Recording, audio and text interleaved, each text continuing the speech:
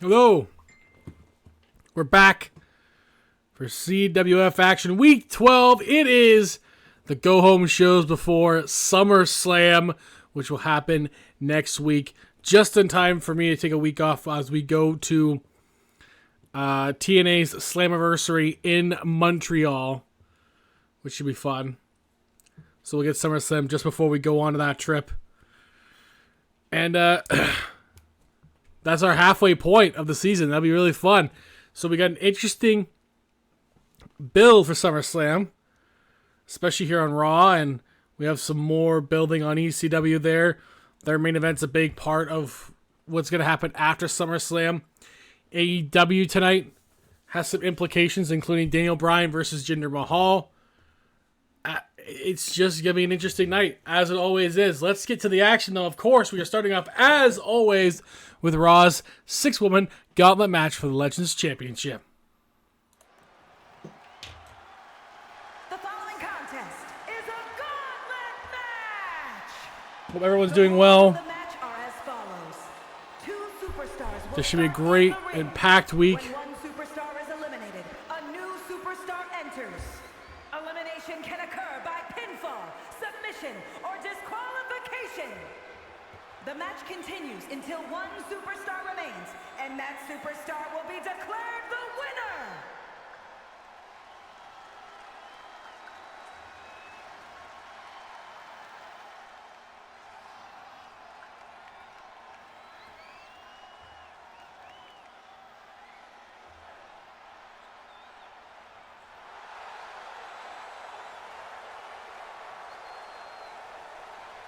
And from Long Island, New York,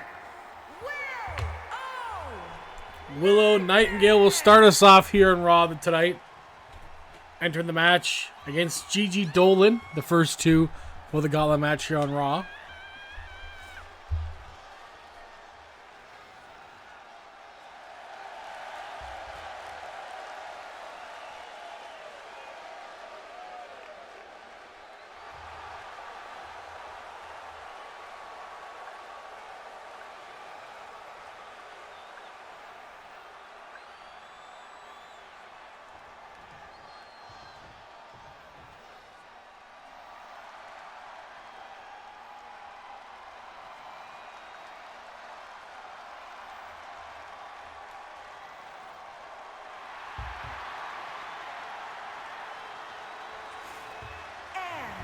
This could be a good moment for Gigi Dolan. You know, again, you don't often see people win from two in gauntlet matches, but superstars have benefited from bigger opportunities if they do well in this match.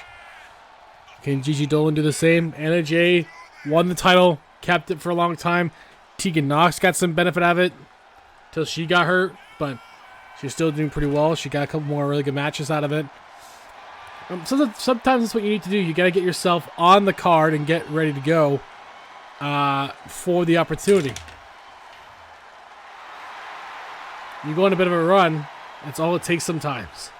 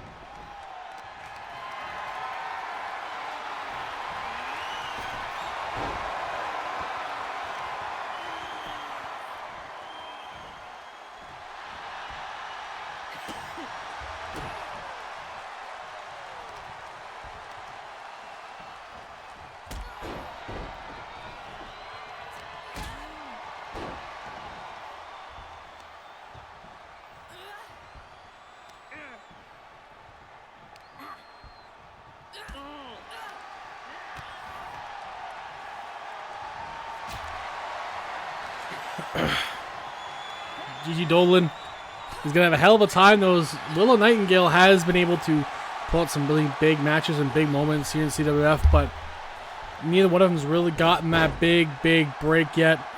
We're seeing a lot more of that this season. Again, we've seen Anna Jay get it, but we also seen people like SLBF get a huge breakthrough moment, get a huge breakthrough opportunities. Devilmancer, she had a great run in the Women's World Cup. She got some good chances after that as well.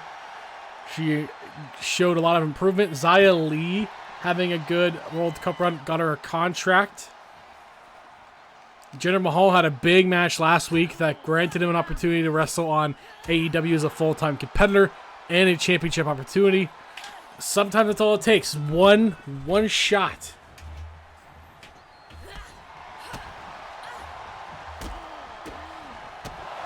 I just lost my pen already. That's good. Well, we'll carry on. Gigi almost had her kick out there.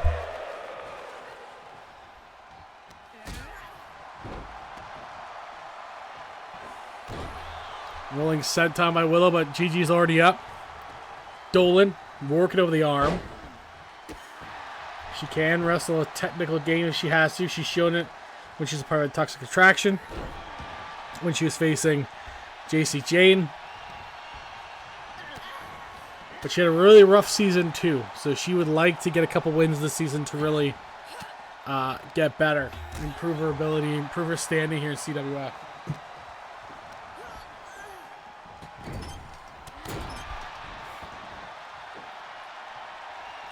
This is a sport. This is sports entertainment. You do get better the more you wrestle.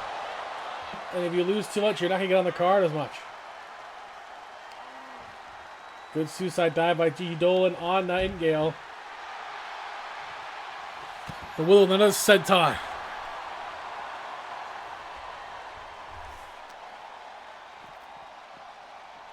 Uranagi on the outside. Dolan in trouble.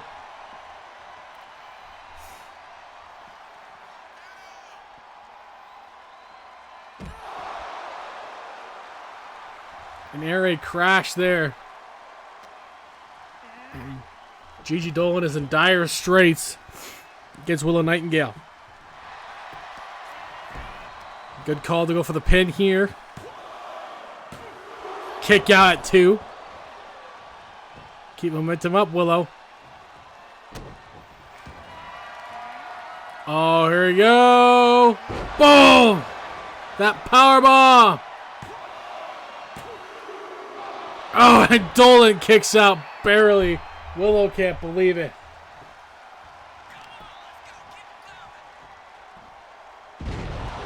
Another suplex.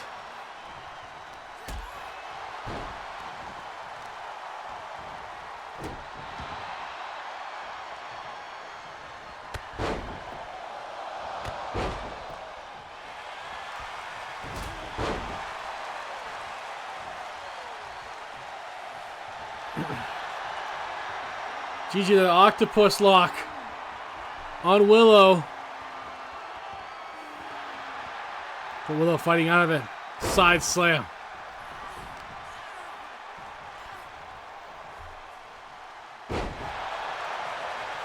In the pin. Kick out again by Gigi. Willow's trying to figure out what she has to do to keep Dolan down. To the top. Missing the splash. Dolan has an opening.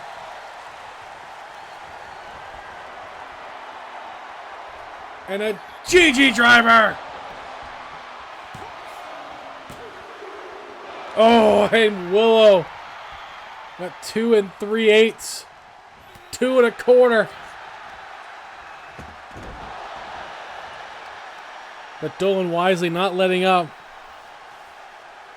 Has the momentum.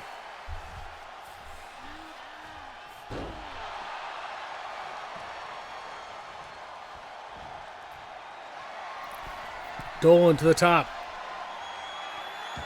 Missing the elbow. Nightingale stepped out of the way. And, oh my God, what a unique suplex there. Putting her tailbone first. Then a cross body on Dolan.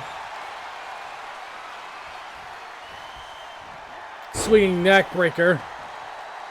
Will Nightingale continuing the work on Gigi.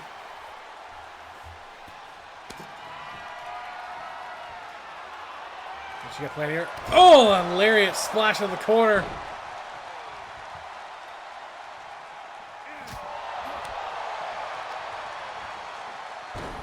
Side stun at Uranagi, missing the elbow though. Follow up.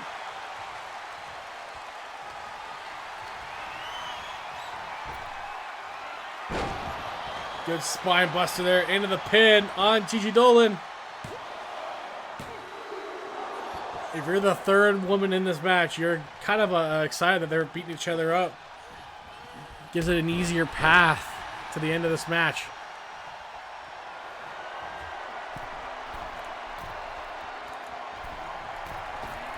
Willow! Oh my God! Gets her with it! And Dolan is out.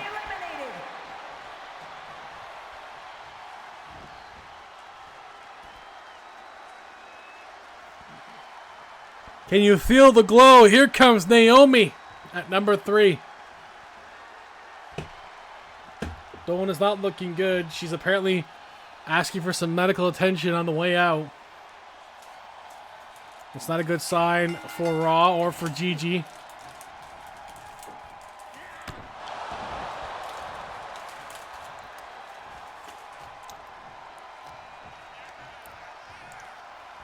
She does. She does like Shigo. How's it going, Glenn?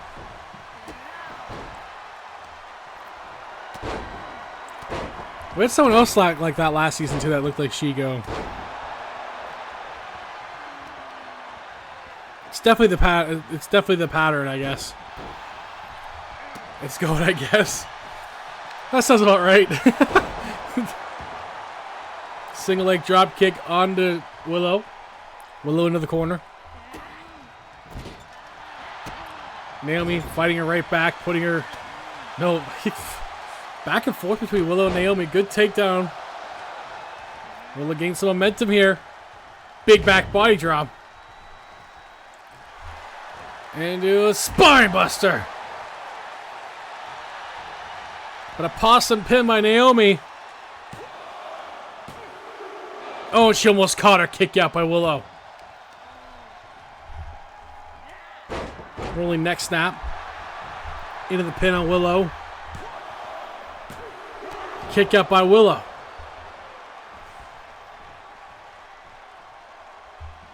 Naomi is a former world champion. She knows what it's like to get to the top of the mountain, but she hasn't been there in a very long time. Oh, nice. Nice kick there into the pin again on Willow. Kick out again. Naomi getting frustrated.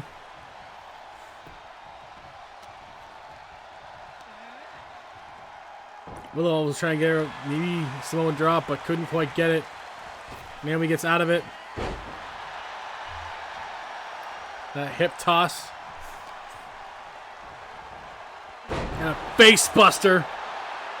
But a possum pin from Willow. Not even a 1 count, but does get her off of her. Naomi's starting to roll.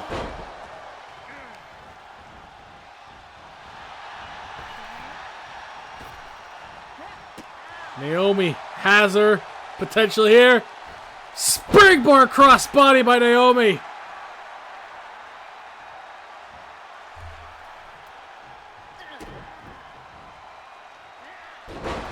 And that head scissors takedown into the pin. Nightingale in trouble. Kick out. Naomi is throwing almost everything at her. But she still has a couple more tricks she could use here. Might be rear view or starstruck. And it's going to be starstruck on Willow. And she's forced to tap Naomi. Progresses. Who does she got? Ooh, it's her best friend, Sasha Banks. Naomi and Sasha are... Naomi's excited for this. They're both excited for this. These two are very close for a long, long time. They're former tag team champions.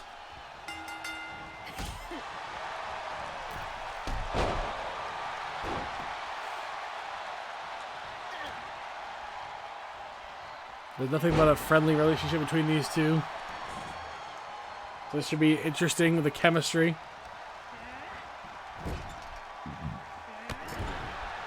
Will the relationship change in this match? Who knows?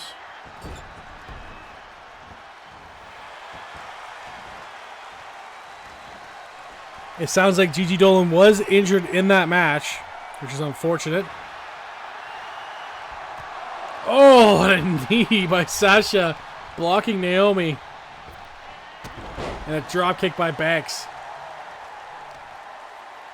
Naomi took a bit of a beating from Willow, so Sasha, being fairly fresh, has a huge advantage here. We'll have two more, including the champion, after this to go through still.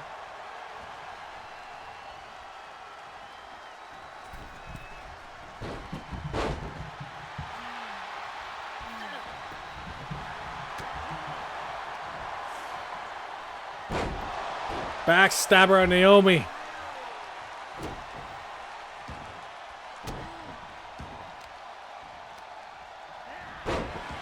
But Naomi counters Sasha. Look over the arm, try to take out some of Sasha's ability. Rear view! She hits her with the rear view. Then a forearm strike for good measure. But Sasha not done.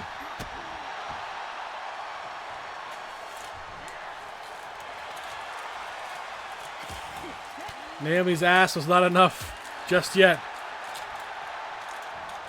Naomi, disaster kick.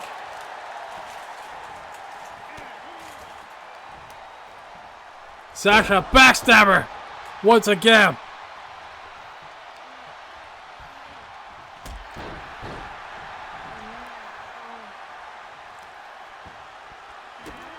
Oh, and the kick to the spine.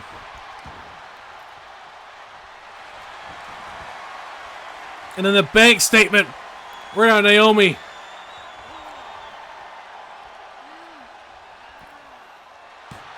And she taps out from that modified bank statement. Who does Sasha got next? She's still fairly fresh, too. She could win this. French-Canadian legend, Maurice.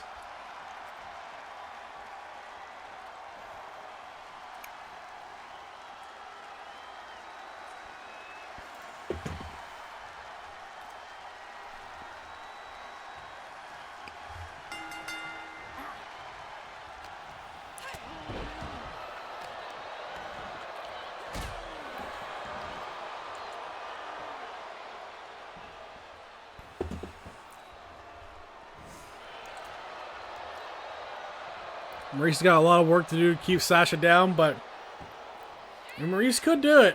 I mean, she's had some surprising wins in CWF in her career here. Sasha would be a big one for her.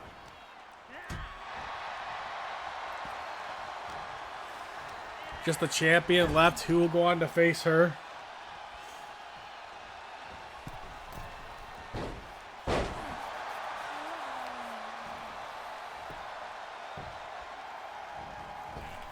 Sasha. Oh, Shining Wizard to the side of the head of Maurice. Getting hit hard there.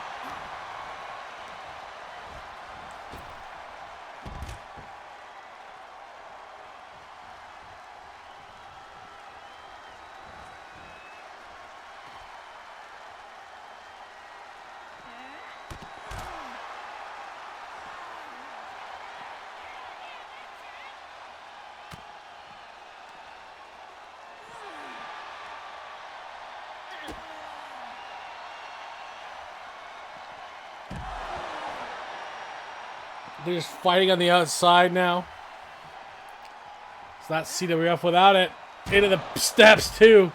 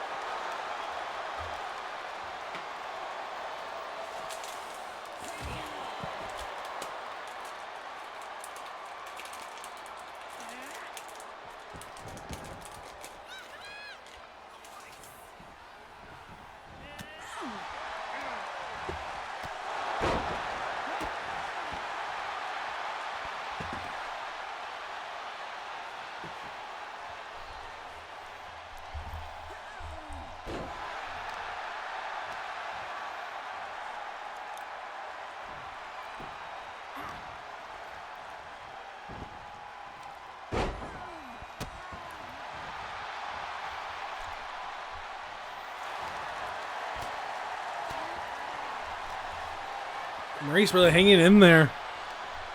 Has a reasonable shot here. That hair pull, classic for the women of her time period.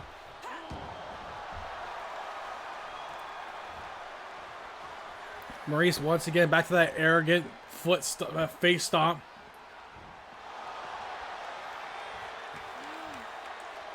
It can be quite effective though, but Maurice has been using a lot in this match.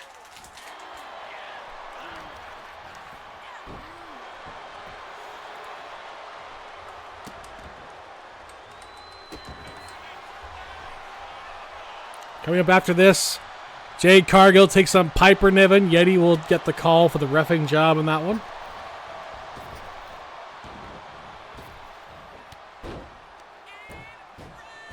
A Fez pressed by Maurice, but Sasha will throw her off.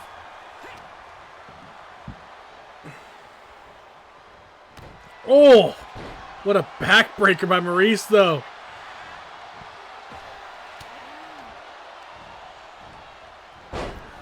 A side waistlock takedown.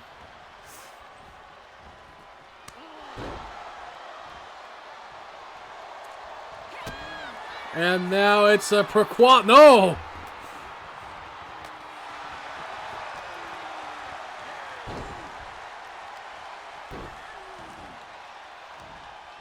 And Sasha using a hair pull of her own there.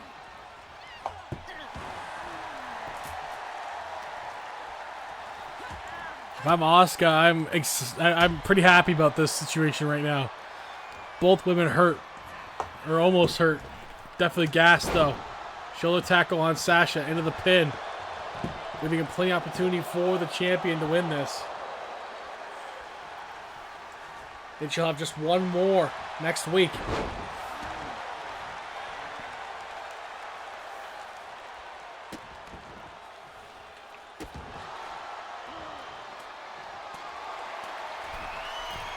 Maurice to the top. Missing the elbow.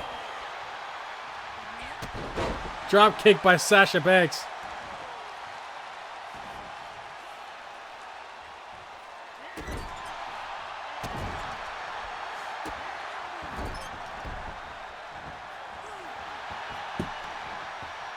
No one's had 2 pinfalls in this match.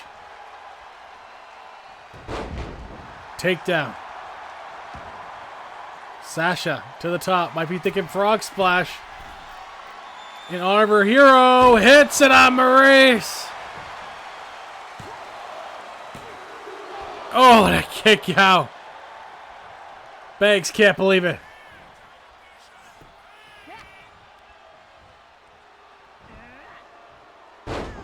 And now Three Amigos also an homage to her hero, Eddie Guerrero.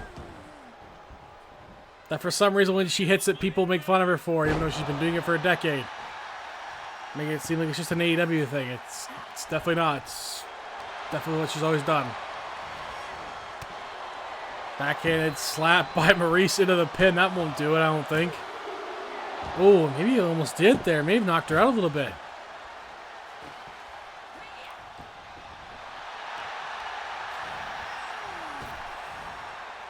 Hip toss by Maurice.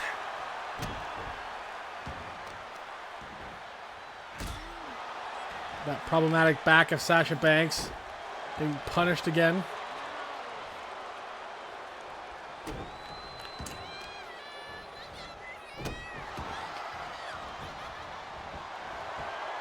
Maurice to the top.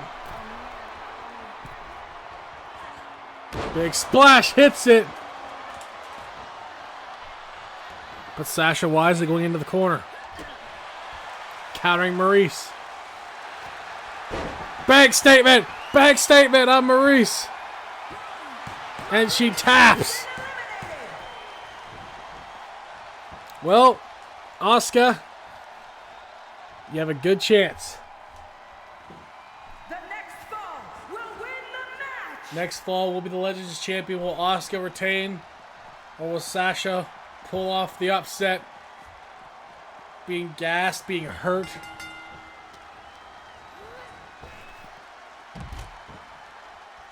Asuka wisely just throwing her out, letting her use up more of her energy. Asuka watching her, stalking her prey. That's too far. But she's taking her time. She's not overthinking it. Sasha catches her. Suplex there. It's the three amigos on the outside on Asuka.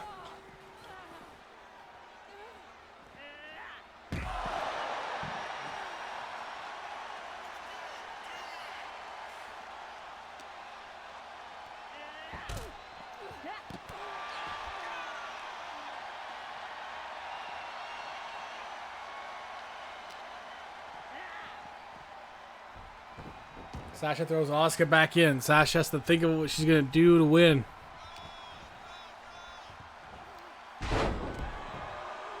Double underhook suplex by Asuka.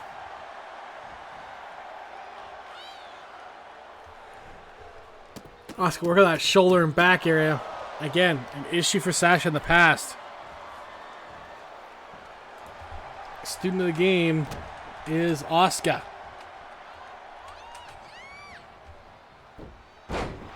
Dragon screw by Banks into the pin. Kick out.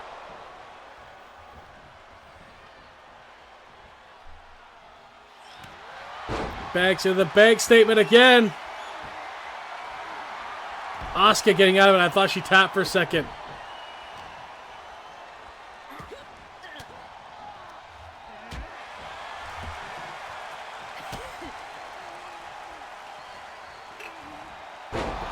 Hangman's neck breaker, but Asuka's right back up.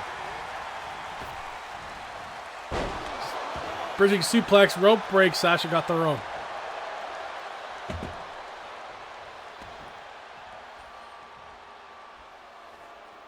Again, Asuka being patient. Knows time is on her side here. Hangman neck breaker. Oh my god. Asuka taking off that turnbuckle. Not sure why. It doesn't really serve her much purpose.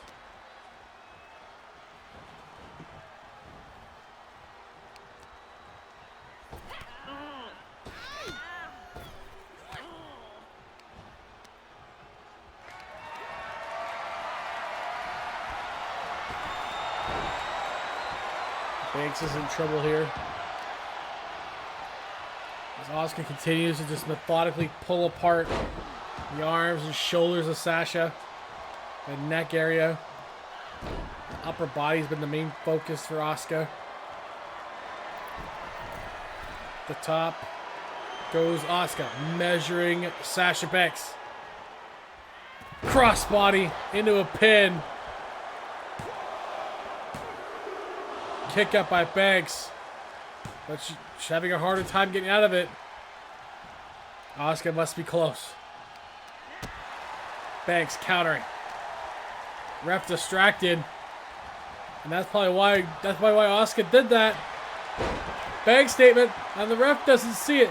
The ref doesn't see the bank statement. Asuka gets out of it. Ref did not see the bank statement and the hair pulling to get out of it, which is not technically illegal. Neck breaker into a pin by Sasha. She did it! She did it! Sasha Banks! Sasha Banks! She pulls it off! Here is your winner, and the Sasha Banks! Women's All-Star Legends champion! Sarah Banks. I did not see that coming. Catches her with that neck breaker into that pin. And she really stacked her. I was kind of a hard time getting out of that pin.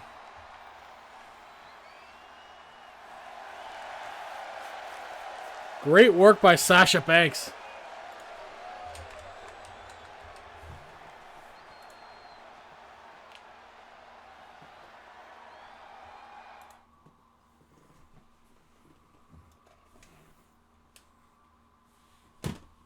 Oh, right there. Well, coming up next, Jade Cargill, Piper Niven, a lady hoss fight. And who doesn't like hoss fights? We don't see very many women's ones, but these two are big and powerful women. Jade Cargill's super tall, super strong. Piper Niven, agile for a woman her size. It's actually going to be an incredible matchup. I believe that. Yeti has his hands cut out for him, though, with two big attitudes in that ring.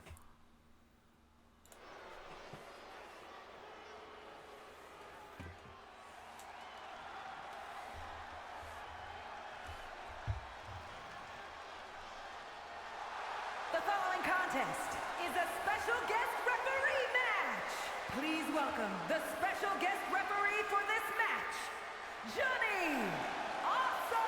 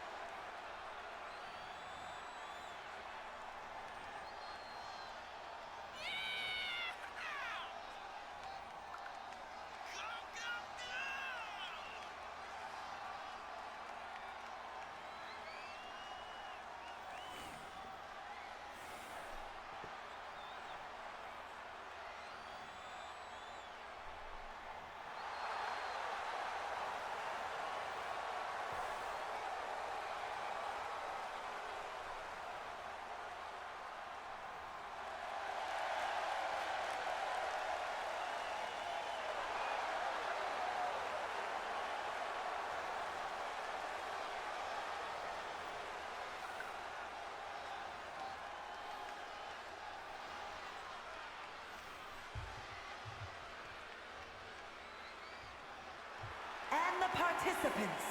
First, representing the Queens from Florida, Jade Cargill.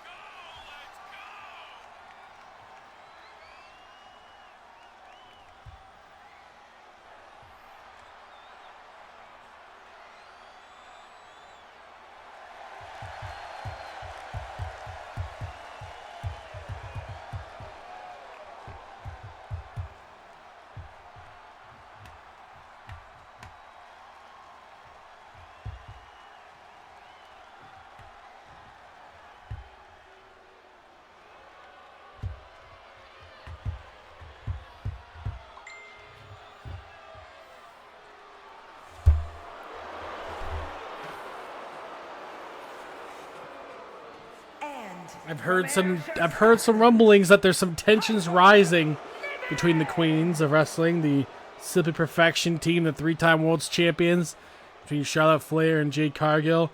One of the sticking points is Jade losing the world's titles in a handicap match to two people she should have beaten and would have if Charlotte was there. It's hard to win a numbers game. I think of all the handicap matches, I've only seen one successfully go to the person under the gun. Ronda Rousey survived her gauntlet match, or her handicap match. But it's rare anyone else has ever done that.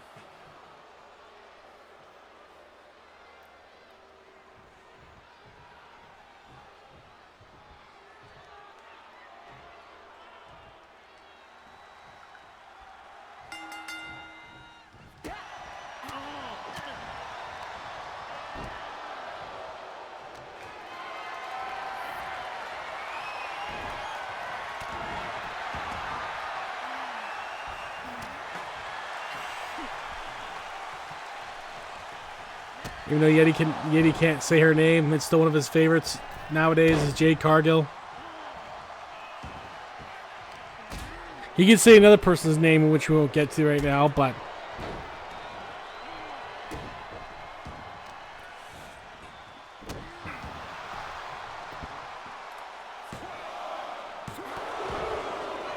kick out early on there.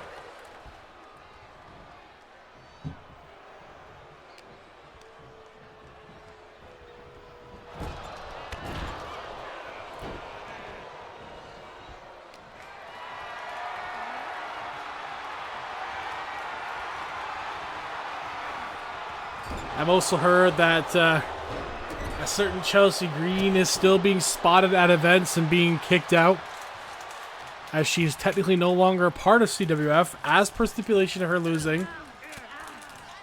So she's been constantly kicked out of Raw events, whether it be at pressers, or at signings, or even today. Apparently she was here. Joe Henry had to escort her out.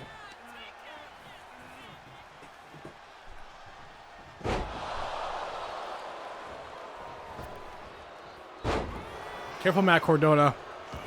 Joe Henry took care of her.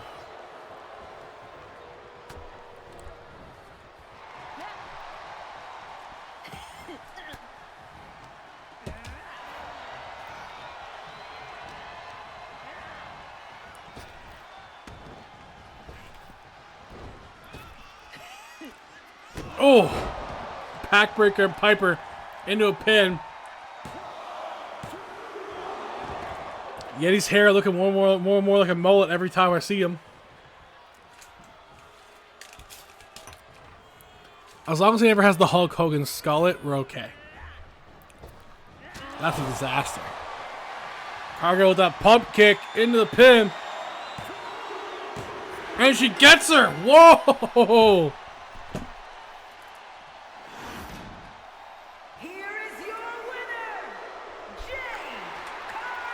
Talk about a statement by Cargill.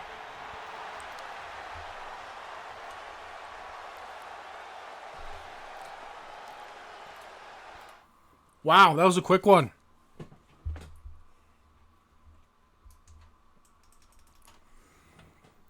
That was a statement for sure by Jade Cargill.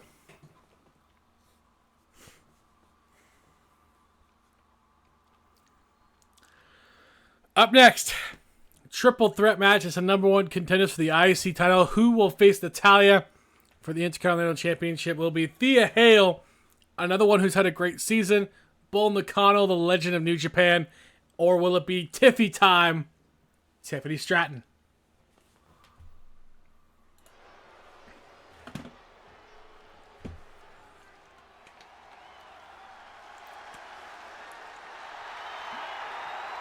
The following contest is a triple threat match. Making her way to the ring, representing Chase University from Pittsburgh, Pennsylvania. I don't know if Raw knows this, but Thea Hale won last week too. So she's in back-to-back contenders matches. I don't know if Raw knows this, but Thea Hale won last week as well. Can she win yet another contenders match this week? I don't know. Maybe they're trying to make sure she doesn't win it. Or they forgot. Either way, if Thea Hale wins this one, it's amazing. She's only got one loss to date this season, making her one of the front runners for Rookie of the Year by far.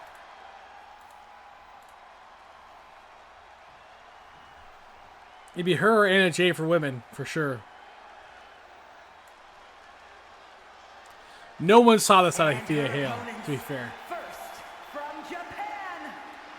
This will put Thea Hale 5-1 because I haven't put Week 11 stats in yet, so she can win.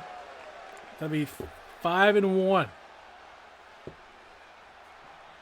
Right now, Anna Jay's at 7-1.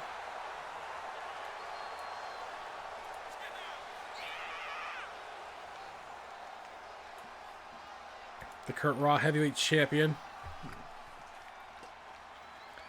And of course, winning all those gauntlet matches definitely puts her ahead of Thea Hale currently in that conversation of Rookie of the Year.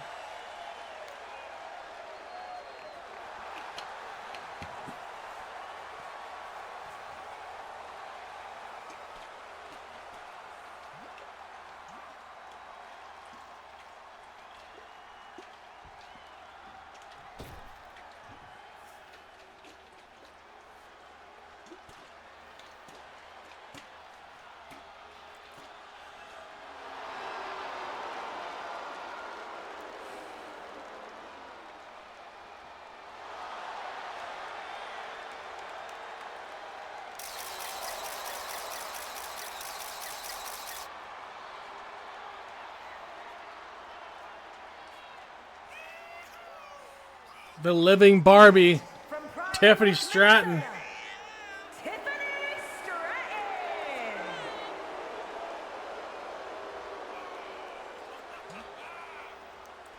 Former NCAA gymnast as well.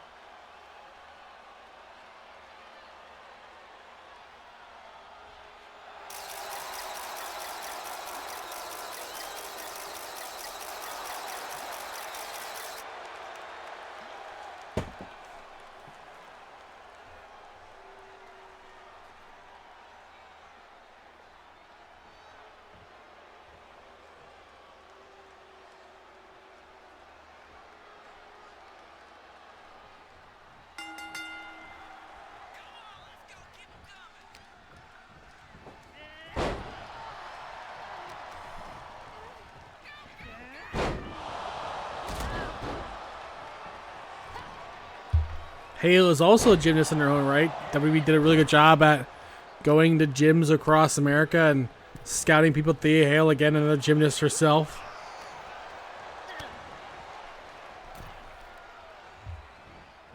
Found her out of high school, pretty much. Had a handful of career matches on AEW Dark. Believe it or not, as Nikita Knight. Competing against Thunder Rosa and Julia Hart on those nights. Went to Performance Center Orlando, got a job.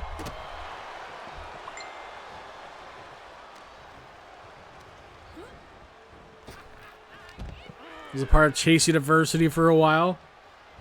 Then you got Bull Nakano, who's influenced so many women's wrestlers over the years. Not only was she was also a professional golfer, by the way, representing her country. But she was All Japan's top ace for the women.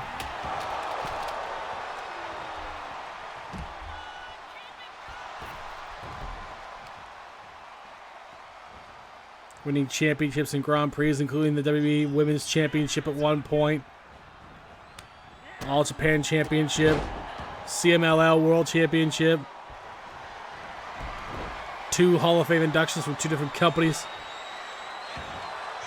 She's just awe-inspiring Hall of Famer.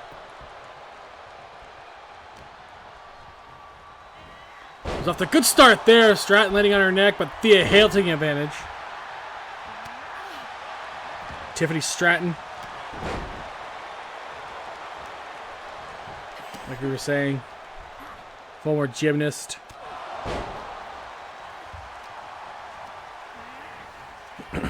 Originally trained under Greg Gagne. Greg Gagne, by the way, part of a really famous wrestling family from the Minnesota area, where she's from.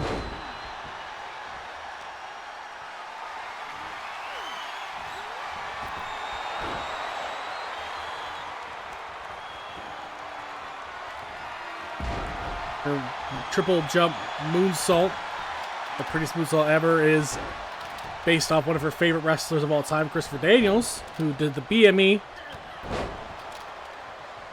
And apparently her character is inspired by Paris Hilton and Sharpay Evans. Kind of see the Paris Hilton kind of vibe to it as well. I don't really know who Sharpay Evans is, but it looks like from High School Musical, so that makes sense.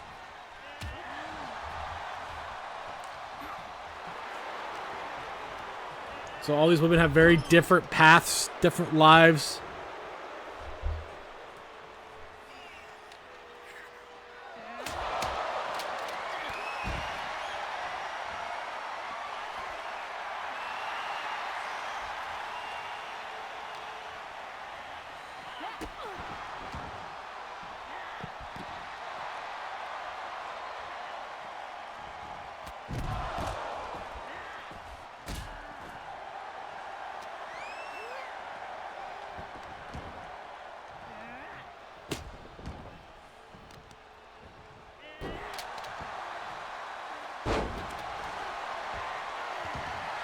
Bull Nakano into the pin now.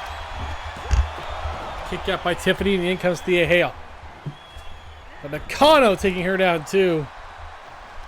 The overwhelming experience from Bull Nakano might come into play, but the two youngsters, the two rookies. Stratton's only got a handful of matches last season. This is Thea Hale's first season. So both of them are pretty unexperienced going into this season. Inexperienced, I should say, not unexperienced.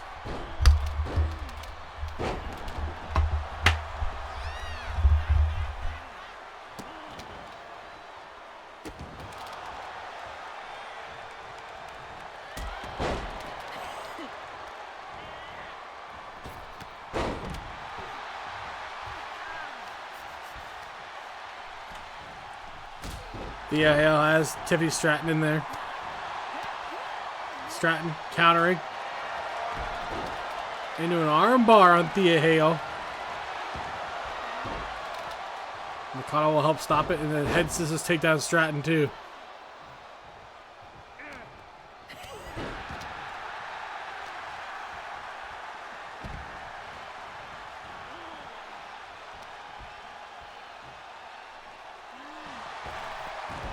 Nakano has Thea Hale to herself. An opening for her here.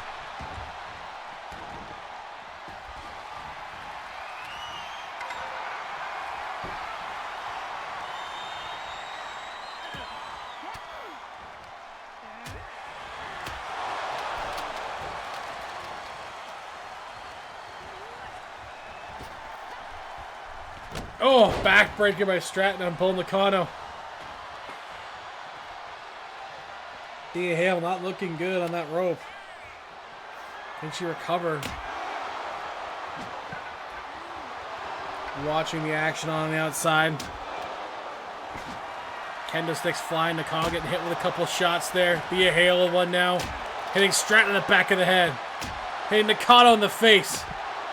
And Thea Hale going wild on both women. Taking them both out.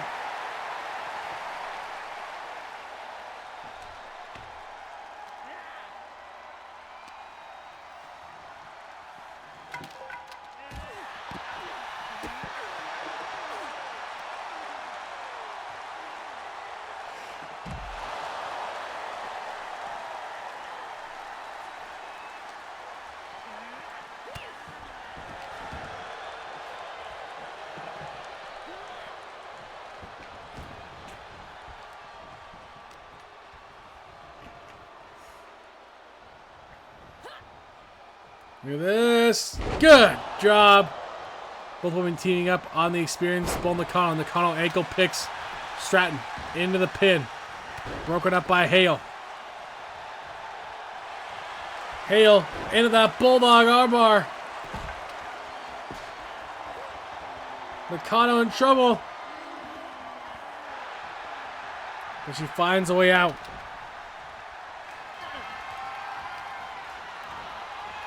Hale working that arm again. Good work by her. Now after Stratton. Rolling neck breaker. Into the pin. Oh, and a kick out by Stratton. Hale was close there.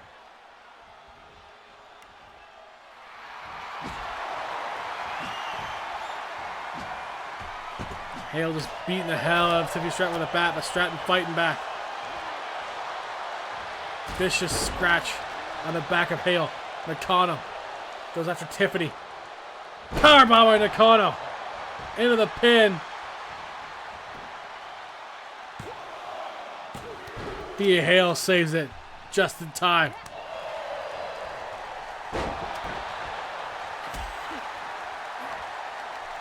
We will see the Women's World Champion in action against Zia Lee. She'll also be defending her championship on Ring of Honor in the main event.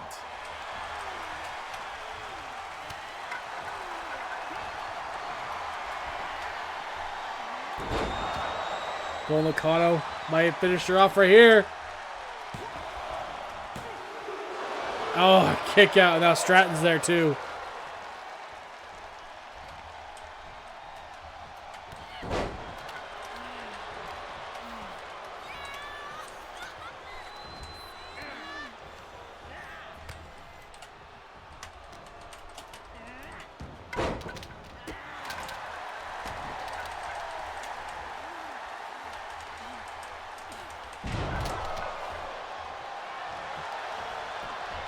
Stratton. Go for the pin. Kick out by Thea Hale. And Stratton's getting frustrated.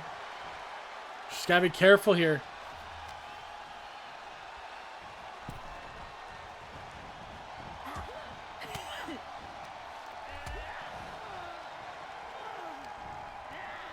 Well, the cut of the neck breaker on Thea Hale.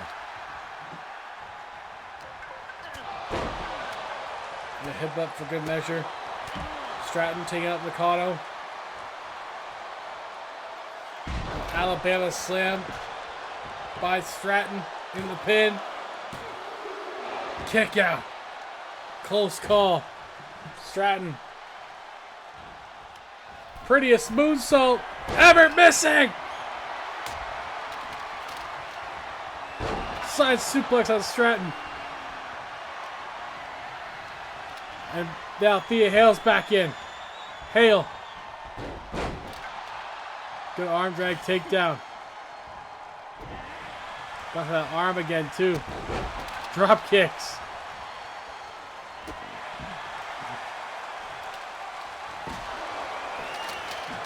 And Stratton just nailing her in the face of that bat. Shooting half into the pin. Kick out, close call again. Tiffany Stratton almost got her.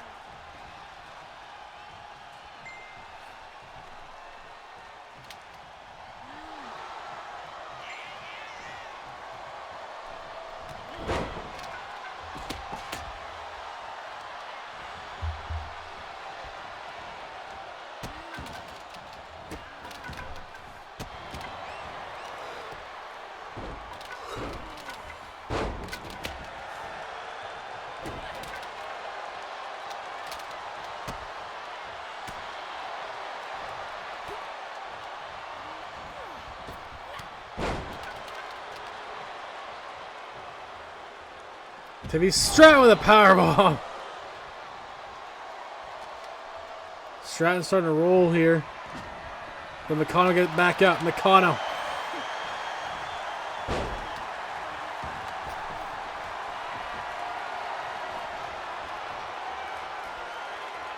Thea Hale, suicide dive, hits them both, and even breaks the kendo stick. Thea Hale, she is absolutely crazy. This is a breakout season for Thea Hale. Performance-wise has been phenomenal.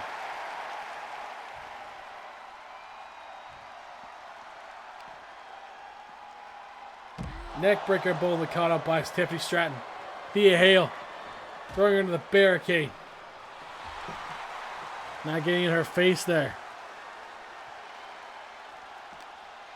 But Nakano will make her pay for that cockiness side suplex.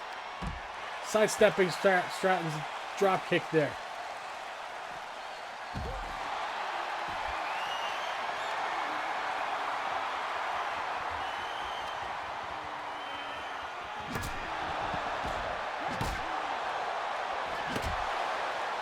Oh man, Thea Hale's trying to kill her. Oh, Tiffany Stratton cross bodies her to the outside.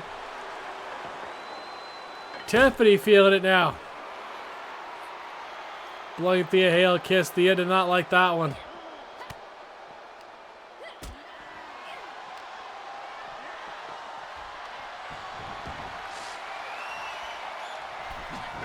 All three ladies back in the ring. Oh, a big boot by Nakano on Thea Hale. And then to go for a powerbomb on Tiffany. Tiffany gets out of it. Thea Hale shoulder tackles her. Oh, and a takedown by Nakano. Good quick double team there.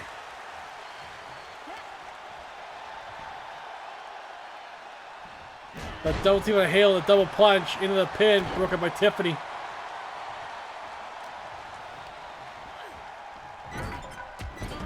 Tiffany splashes her in the corner.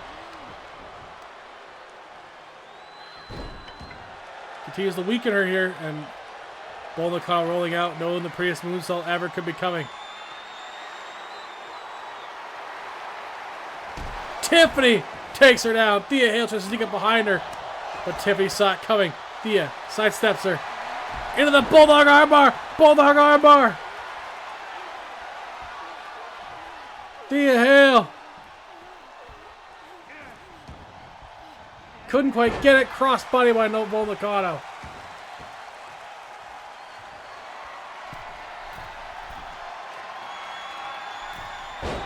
Missing that leg drop. Thea Hale trying to take advantage on that crash and burn. She does! Thea Hale does it again. She's won back-to-back contenders matches. For the love of God, Raw, give this woman a title. Thea Hale wins another big one.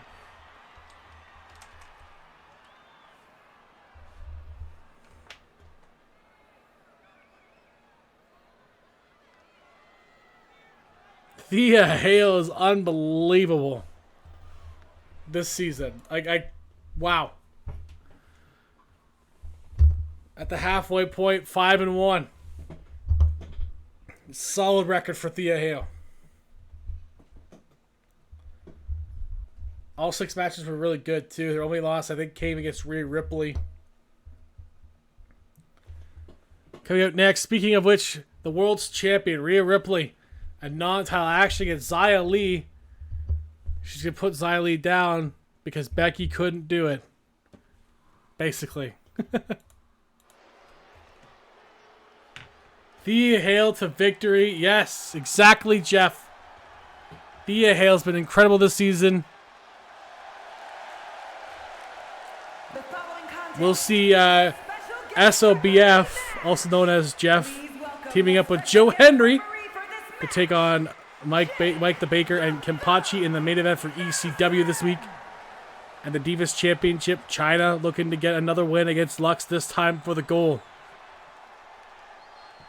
We'll also hear from Julia.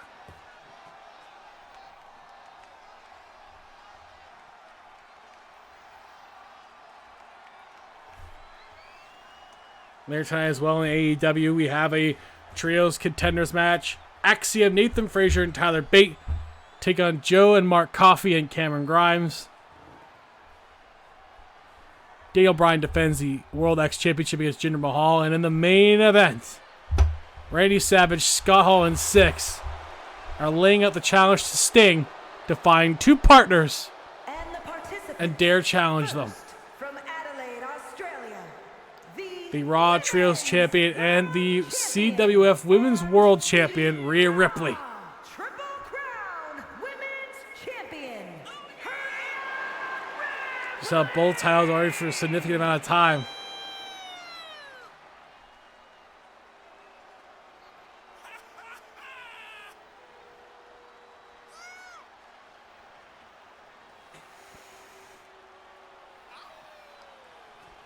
Ripley will defend in the main event of our Ring of Honor against Julia Hart.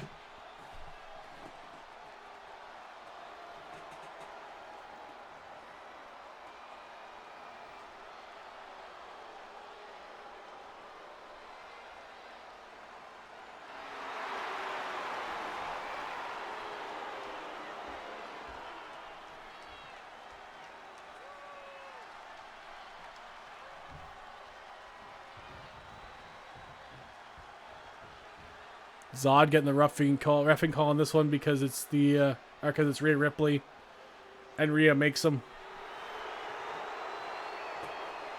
Xia Li obviously not afraid. Again, she took down Becky Lynch in the World Cup. That earned her a contract here in Raw. But a win against the world's champion will go even bigger.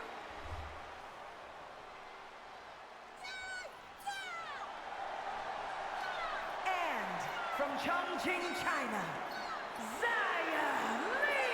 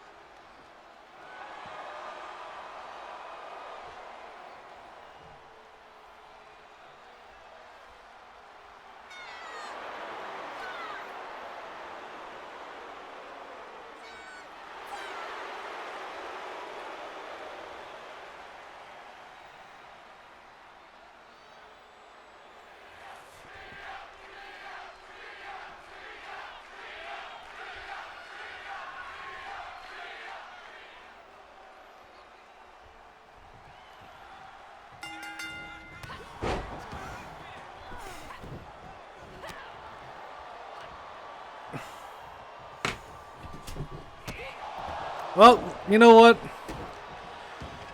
I know Xia Li got the win against Becky Lynch.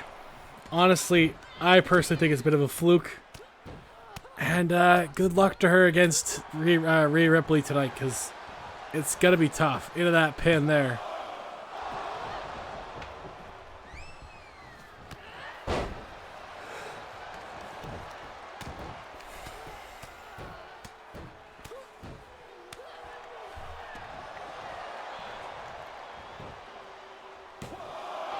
And a kick out again. Rhea Ripley just toying with her food at this point.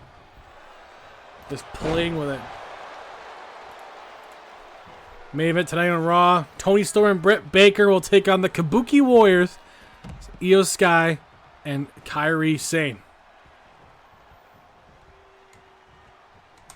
But yeah, Rhea Ripley definitely playing with her food here. Oh.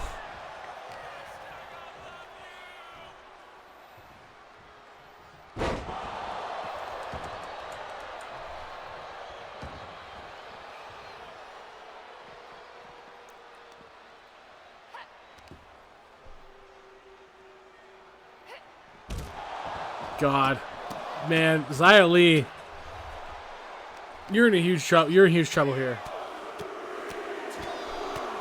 Like, I don't know what Xia Li's got to do to beat Rhea Ripley. Like, I know she was in this kind of dire straits against Becky, but this is the world's champion. There's a reason for that.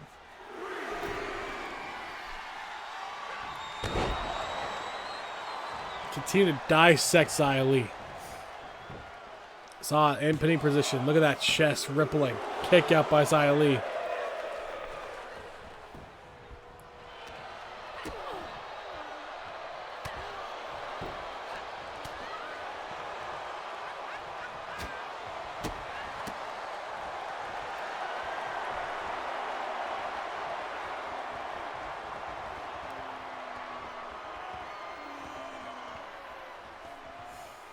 Honestly, I ask myself all the time. I mean, some of them do, unfortunately, Jeff, at the end of the day, and it's hard to know until they're dead. Frog Splash missing. Xia Li still somehow surviving. Oh! What a kick on Rhea! What a kick on Rhea! Kick out! Xia Li, just like that, could have survived this match.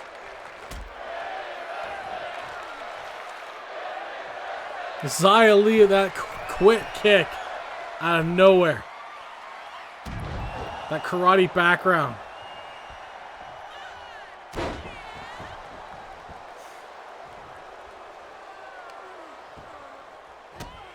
One of the first Chinese women in wrestling into the pin. Kick out. The first one ever signed by WWE back in the day. The Performance Center here in CWF. She's the first one here too. Big slap by Rhea Ripley.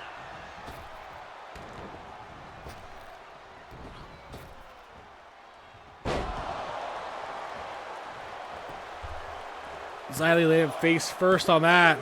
Kick out. Ripley about to finish her off, I think, here, though.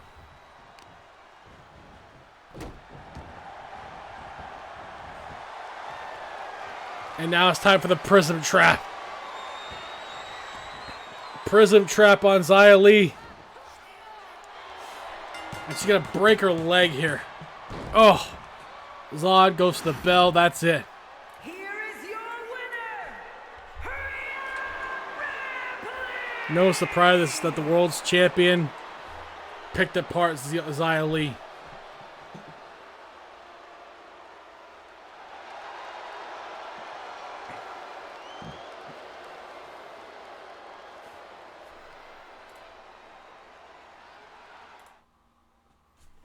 Well, Xia Li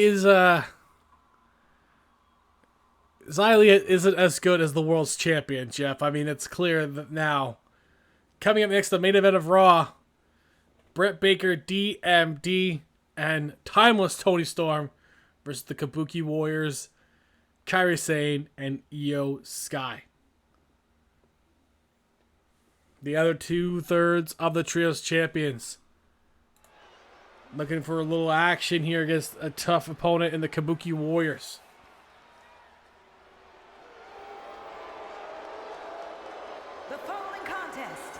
Rhea Ripley's tag team partners. On the way to the ring.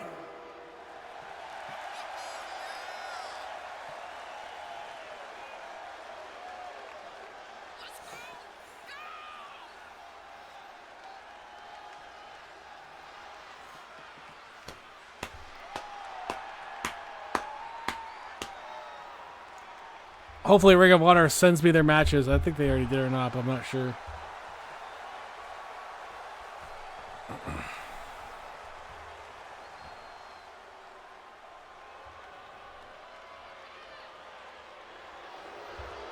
If you guys haven't, this is your reminder. And their opponents, Io Sky and Kairi Shade.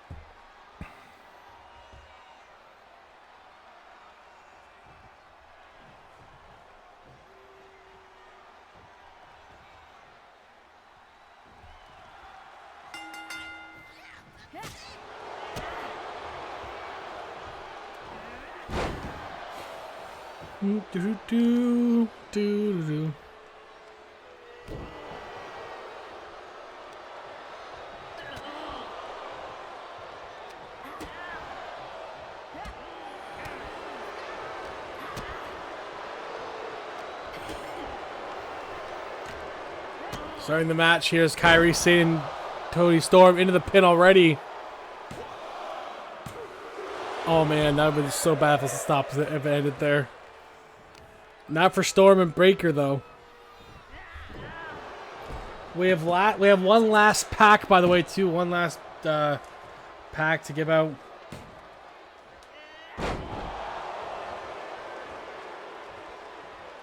Last week was Last the Party.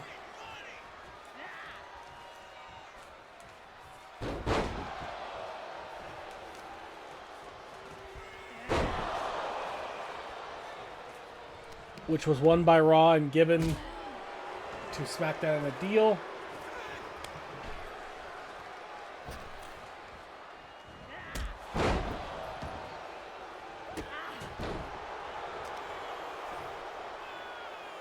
Oh man, that would be funny if it was. The last pack, or sorry, the last of the party pack was Owen Hart, Jacob Fatu, Tama Tonga, and Goldust. Raw sold the pack to SmackDown. They managed to pick up Tama Tonga, Jacob Fatu, and Owen Hart. Goldust is in the free agency. We have one more pack left. It's the Real Americans.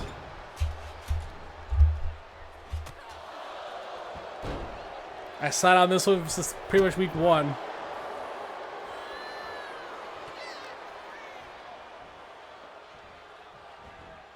Oh, an air raid crash on the neck of Britt Baker.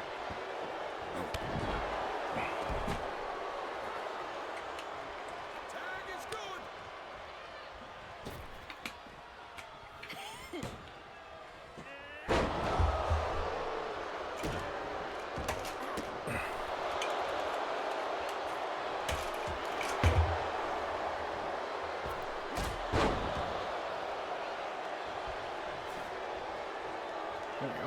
Okay. I did another pen. Great. Do-do-do-do-do.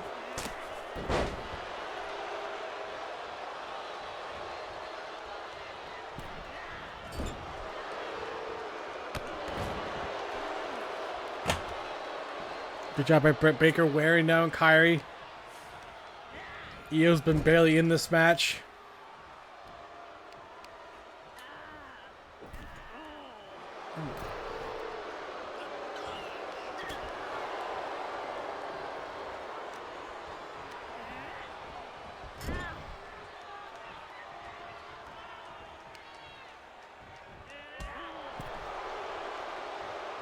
Man, Britt's really working over Kyrie. Suplexing.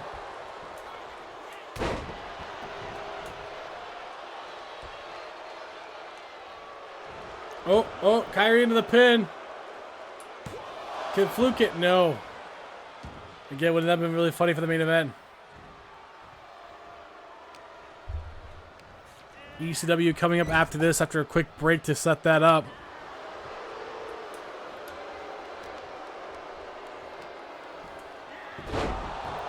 Jeff said he was looking forward to that main event.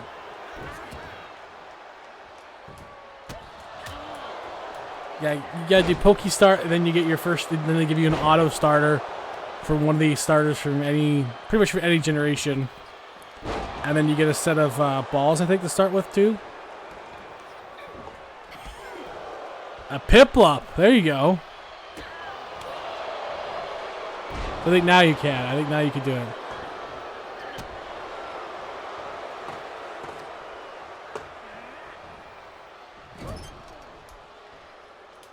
Piplup is great.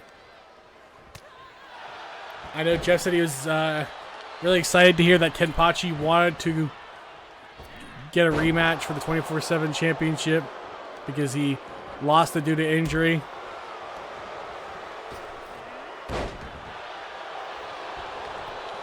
Tonight could be a catalyst for that. Mike the Baker and Kenpachi versus SOBF and Joe Hendry. The main event of ECW.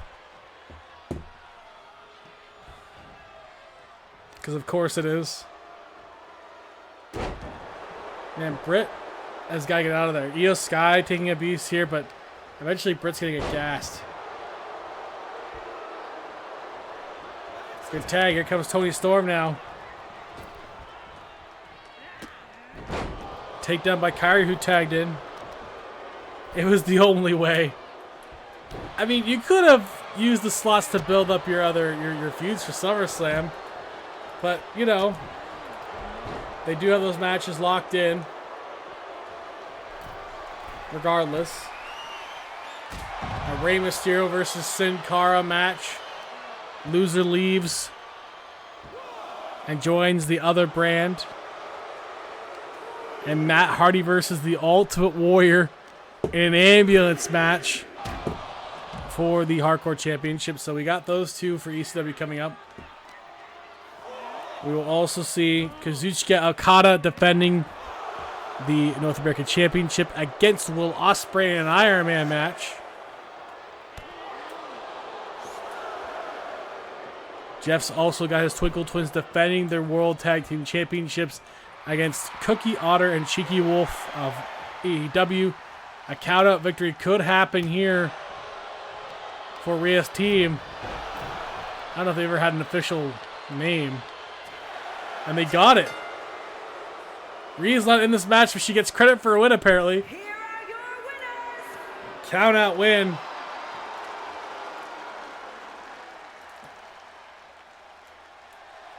A count-out win. Jeff's not satisfied with that finish. That's the main event finish right there. It ends on a count-out. That was insanity. What? It ends in a count-out. Isn't that how all main events should end? Is via count-out? Gotta crack skulls.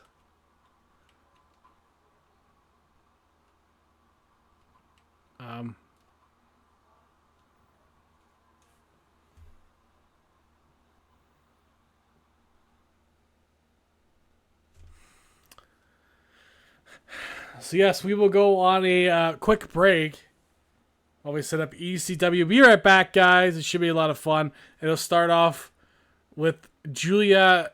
I believe Julia will be speaking to open up the show. She was not happy with what happened last week. So we will hear from her.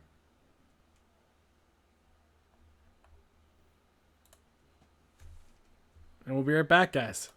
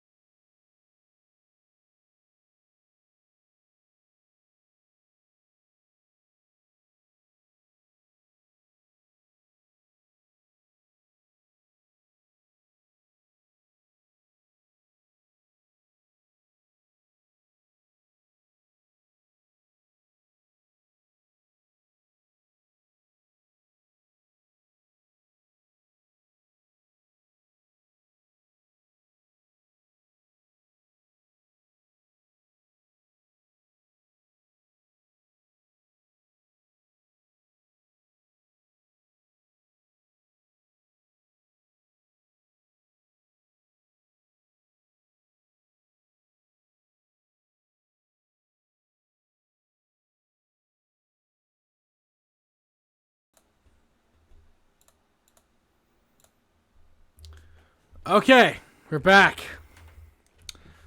And we will now read what we have from Julia. She spoke about what happened last week in her debut in ECW.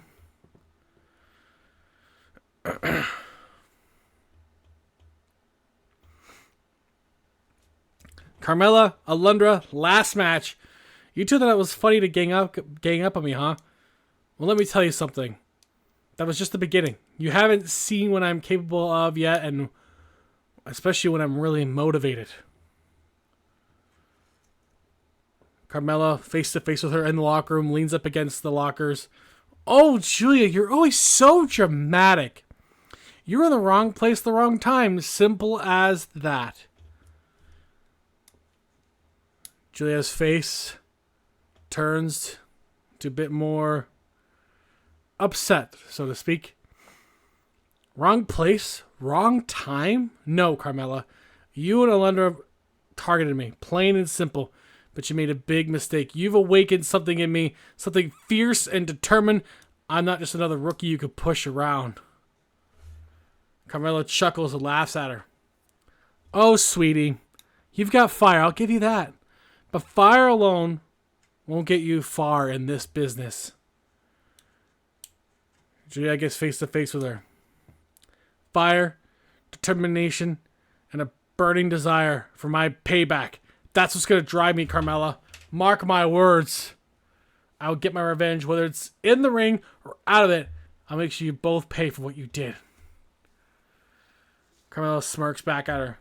Threats are cute, Julia. But let's see if you can back them up. Oh, I count on it, Carmella. You and Alundra better watch your backs because I'm coming for you. And when I do, it'll be unforgettable. And, yeah, it's turning violent. Holy crap, it turned into a fight immediately. These ladies are into a fight immediately in the back. We're going to get to it now. Julia and Carmella started slapping each other. And fists started flying shortly after. And here we go.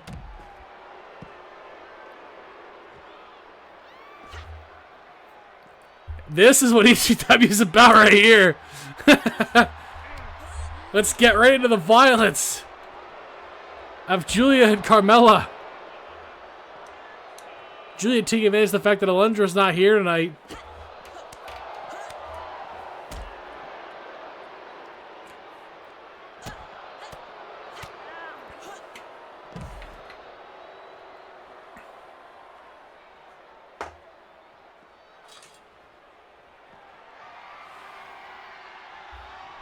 I don't know what Carmella's going to do with that shovel.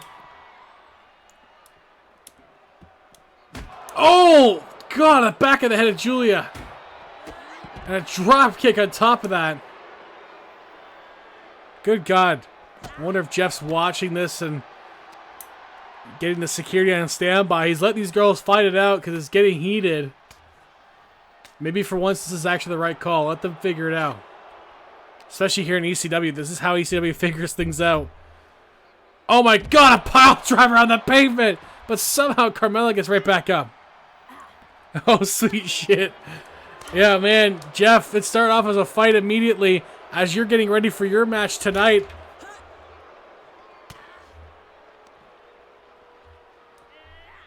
Side suplex onto the pavement. Carmella's taking a lot of abuse on that neck on that pavement. Oh, DDT now. Security's off tonight. Nothing we can do. Security is never working. God, there's no security ever in this company. God, do we spend all our money on just the talent and know the logistics? Oh my God. Throwing the chair at her. I mean, this is ECW, and not like they would much help anyway.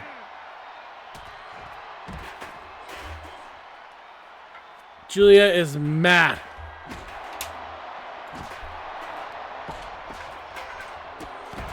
And of course she is. Why wouldn't she be?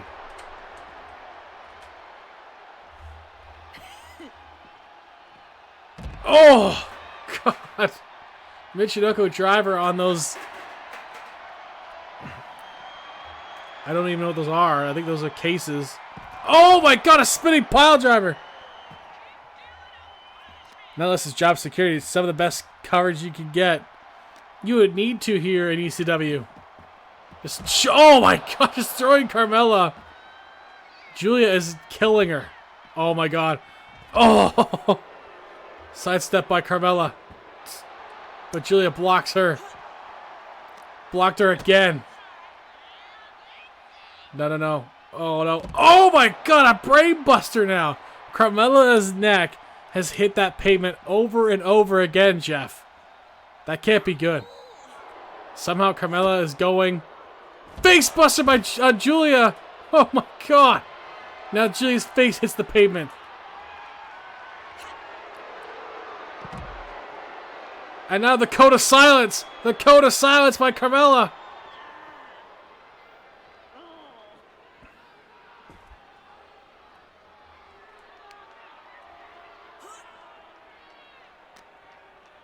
This is getting out of hand. Oh, and a reverse STO.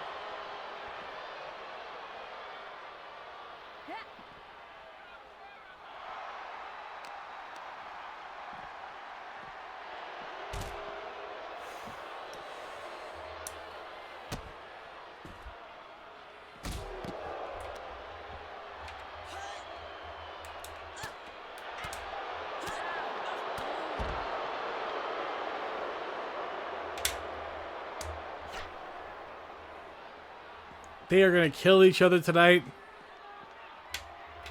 This is not an official match here. This is just Julia having a promo and getting into an altercation with Carmella.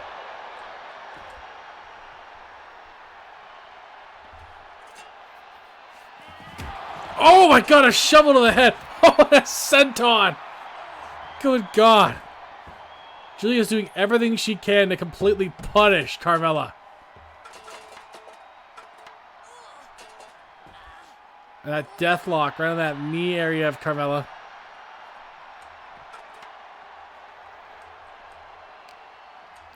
I mean, yeah. This is the main event in Raw. Yeah. You know, it's been the most brutal since. You're right. You're right, Jeff. It's probably more brutal, actually. We haven't seen shovels and stuff thrown at people in that match. God damn it, Jeff.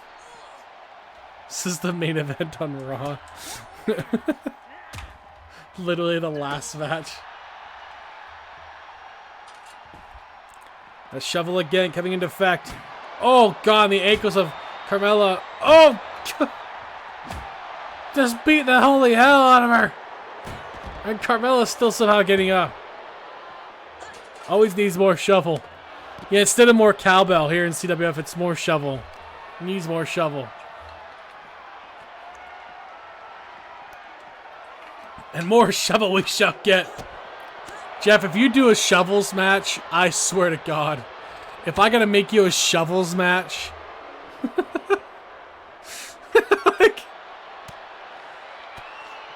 I should not even put it out there because now I put it out there. By the way, it can be done. Can we? Oh my God. The sad part is, yes, I can literally modify a hardcore match into the only weapon being shovels. Oh my god. Oh my god. Medical attention. Medical attention is being sought. Carmella's not moving. Carmella is not moving. Oh my god. Julia may have just broken Carmella's neck. We're not doing a shovels championship. You don't need more titles on your show. You have the smallest roster. And that's saying from the guy with the least amount of cash on his team. Just have a match if you're gonna do that. You don't need the championship for it. World Shovel Championship only at ECW. 10-man Shovel Championship. Oh my god, Jeff. Alright, let's get to the actual match. The Brawling Brutes versus the Dudley Boys. I don't. This should be another brutal match. This is the official starting of the ECW now. Here we go.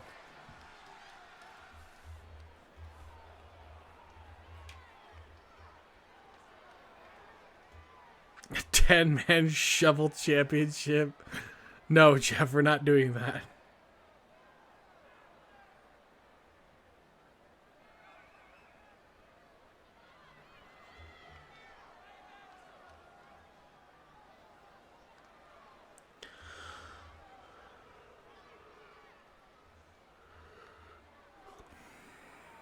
The following contest is a tag team Extreme Rules match. And at a combined weight of 458 pounds, Butch and Ridge Holland, the Brawling Brutes.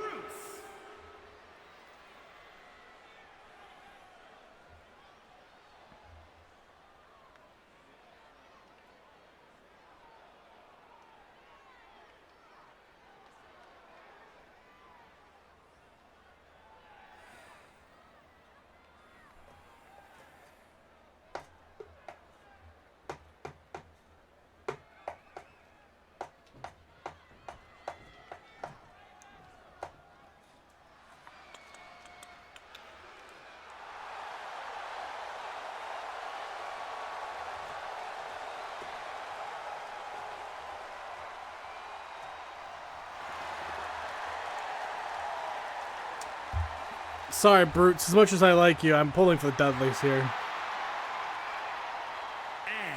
at a combined weight of 595 pounds, Bubba Ray and Devon, the Dudley Boys.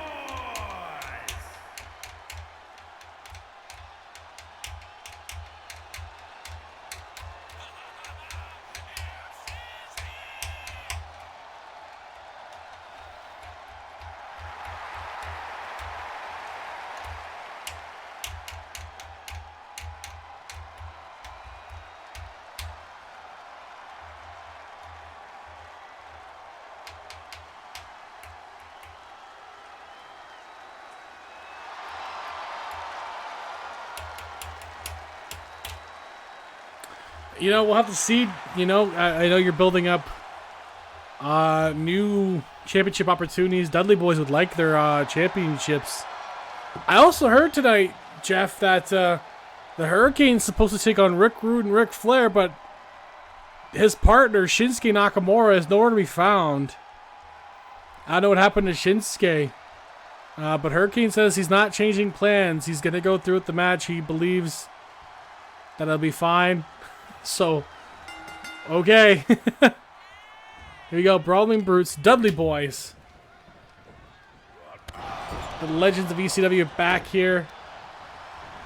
Reunited, and it feels so good to see these guys back in ECW.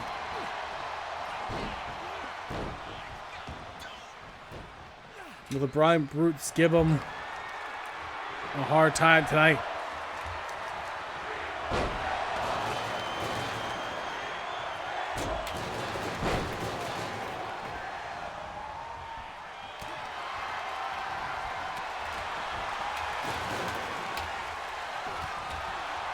We want tables.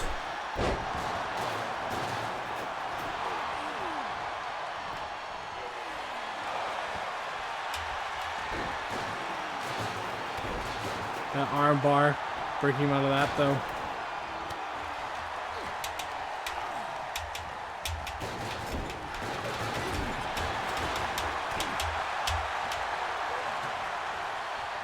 This is definitely going to be more of a fight than Dudleys are used to. It's usually straight up hardcore matches or technical prowess. This is kind of more like what they would have faced in WWF days.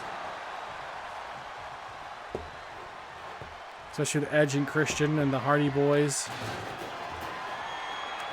They know those guys very well also.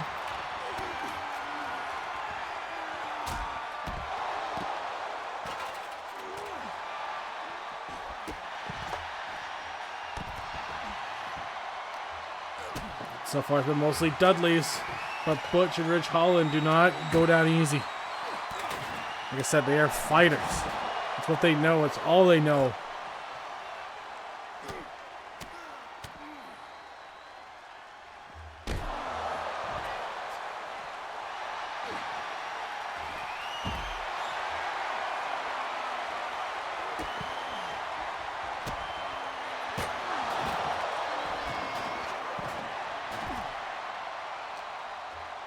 Needs more shovels, though. Yeah. Good lord, here comes the tables. Needs more shovels. You're right. You're right. It needs more shovels, boys. Boys, look at me. Look at me. More shovels. We need more shovels. Power slam on Bubba. Ridge Holland has him down. Backcracker on Diva on the outside. Bubba still has Ridge. No, God! Was that aimed towards my face, Jeff? No! Because that would be fucking rude, if that was the case. just putting that out there, that'd be really rude. Power bombs in there. Oh, God. Oh! And onto the apron, too.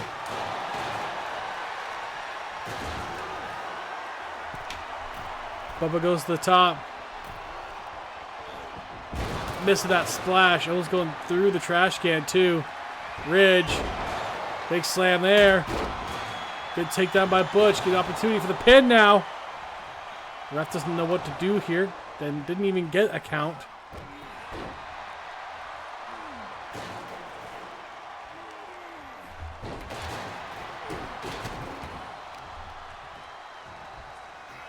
Oh! Crash landing kick out by Devon.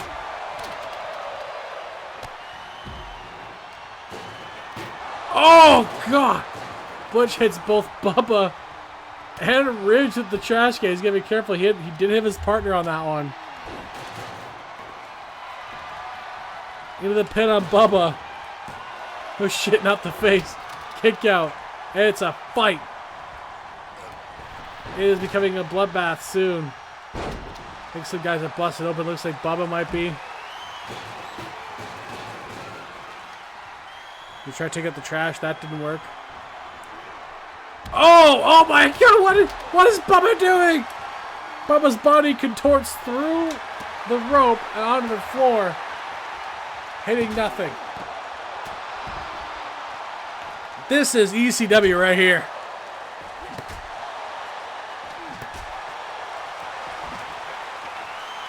They want to get this final pack, I'm sure, and also continuously getting wins for them. They want to get back on top of that too. Slide back into first place if they can with a couple more.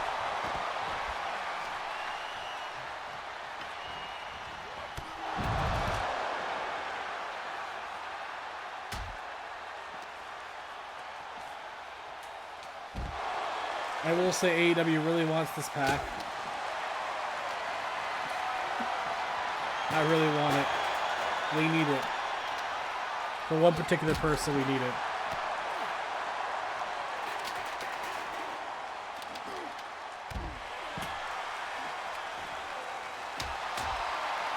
Oh, Ridge Holland. Landing awkwardly on that apron. The apron to the floor.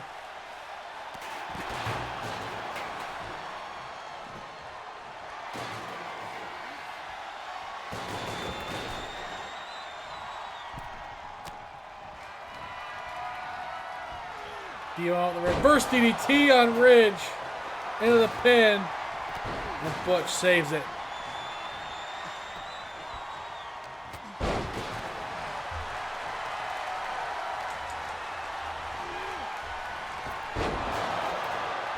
Ridge with a nice finisher there. No, broken up by Bubba.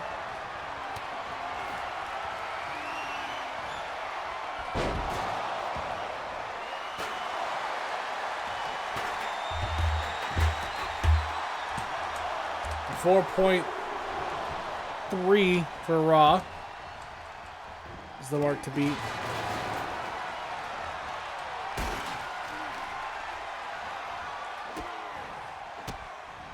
Bully Bruce just trying to pick him apart. The Dudley Boys one at a time here.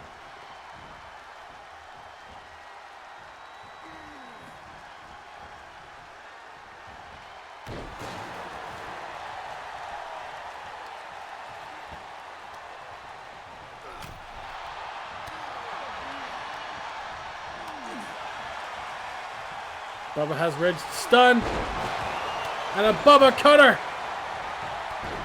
Broken up by Butch.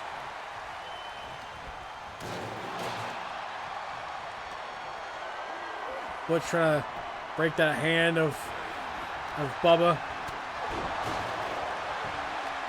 Into the pin now. Broken up by Devon. But it might be all for nothing. A bitter end by Butch.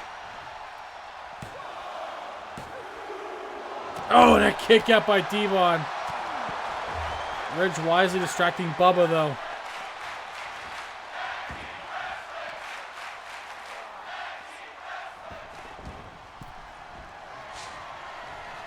More weapons. Sledgehammer. He threw that at Butch. I don't think Ridge. I don't think he meant to.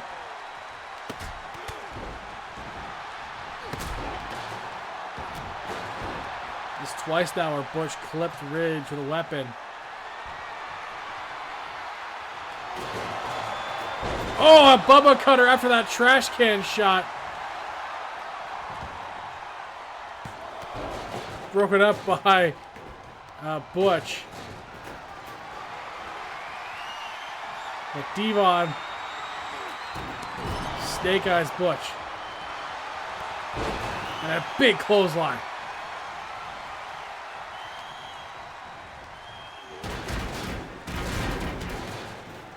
There's a mess in the ring right now. An absolute mess in the ring.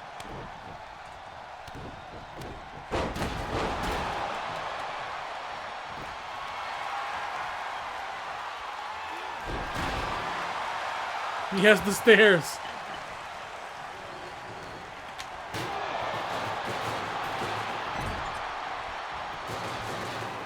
Butch and Ridge down. And the Dudley Boys continue. Stairs to victory indeed for the Dudley Boys. Bubba Ray and Devon, the Dudley Boys.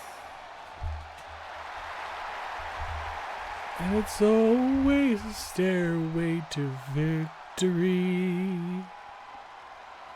Dun, dun. That should be their new theme now. Coming up next, the Divas Championship. Will Lux get her win back against China, or will China go 2-0 against Lux, but this time for the gold Divas title on the line? Now the other champion, I believe, is Beth Phoenix for the ECW Women's Championship. So, you know, I could see the champion versus champion match coming up. China still the briefcase holder. If Rhea Ripley or Julia Hart gets hurt in the match and they win, Jeff can have China cash in to become world's champion.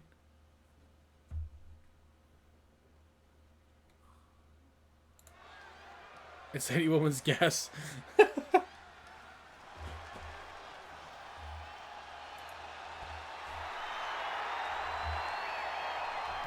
But yes, Money in the Bank holder, China.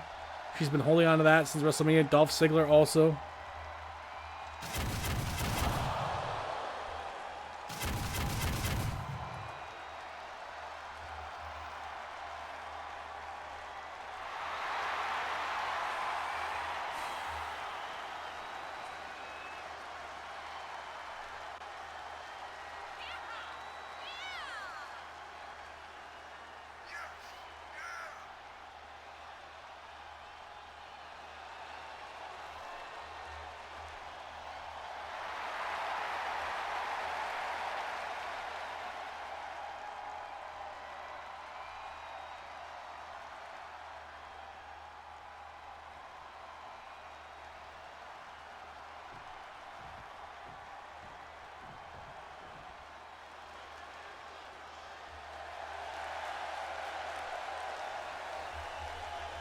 Cooling in my head.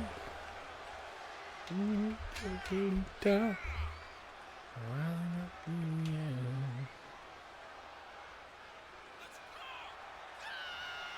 I will say the more I think about Money in the Bank, the more I'm like, probably the weakest pay-per-view of the year. It's still better than most of the Vince era in the last few years prior to his departure, but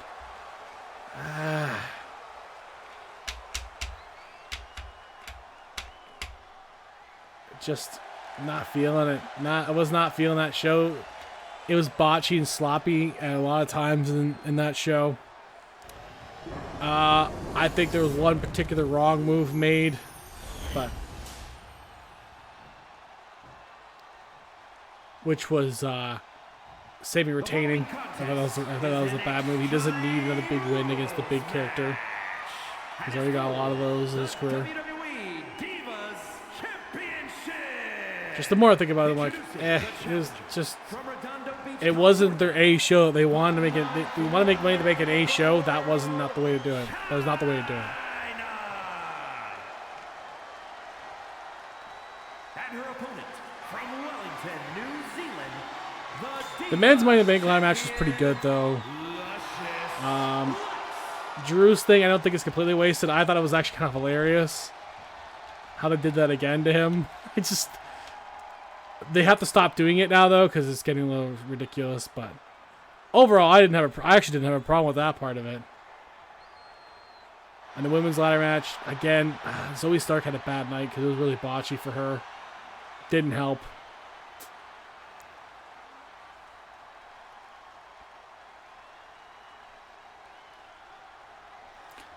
But anyways, let's get to this one here in CWF.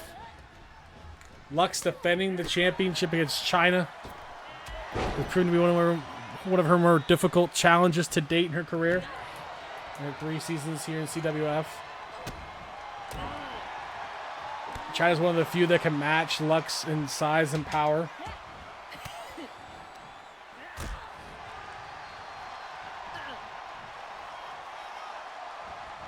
Oh, good counter by Lux. I don't think I've ever seen her do that one. She's definitely learning a lot more as the seasons go on.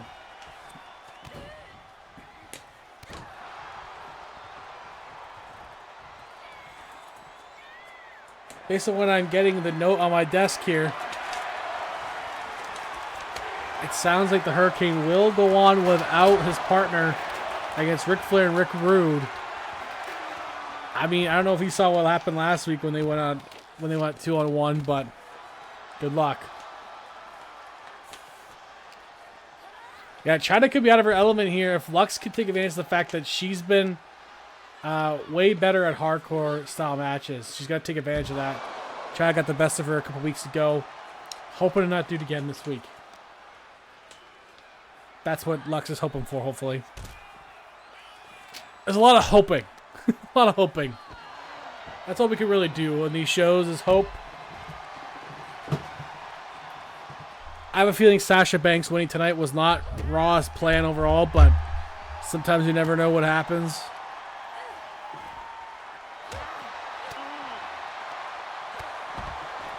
We didn't think Julia would just destroy Carmelo tonight. We should have had a feeling, though. The heat behind that.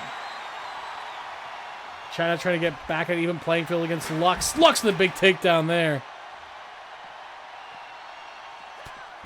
Got a shoulder tackle by China. This power and strength of China might be out of the depth of Lux. She may not really know how to deal with it when it's not her doing the power game.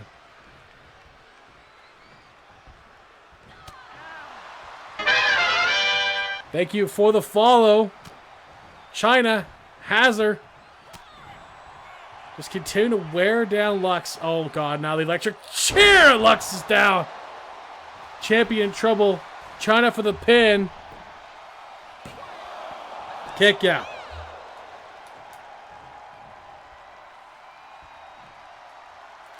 China starting to feel it. Getting ready to finish her off. Might be thinking pedigree on Lux. Lux blocks the pedigree. Forearm shiver by Lux.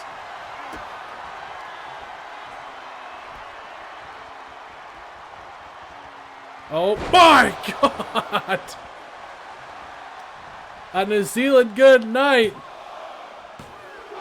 Kick out by China. Cash from Jeff for ECW.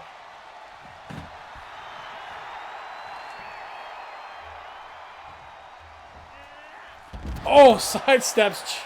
That may have jammed up the knees of Lux on that. He was going for that plancha, couldn't hit it. And tried taking advantage.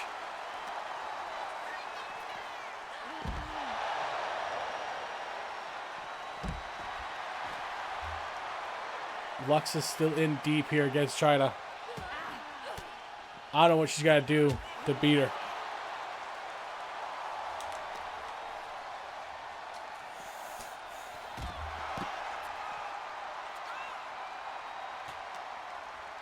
You know, every season ECW has had a lot of tough women, Jeff, and your show is proving that once again here tonight.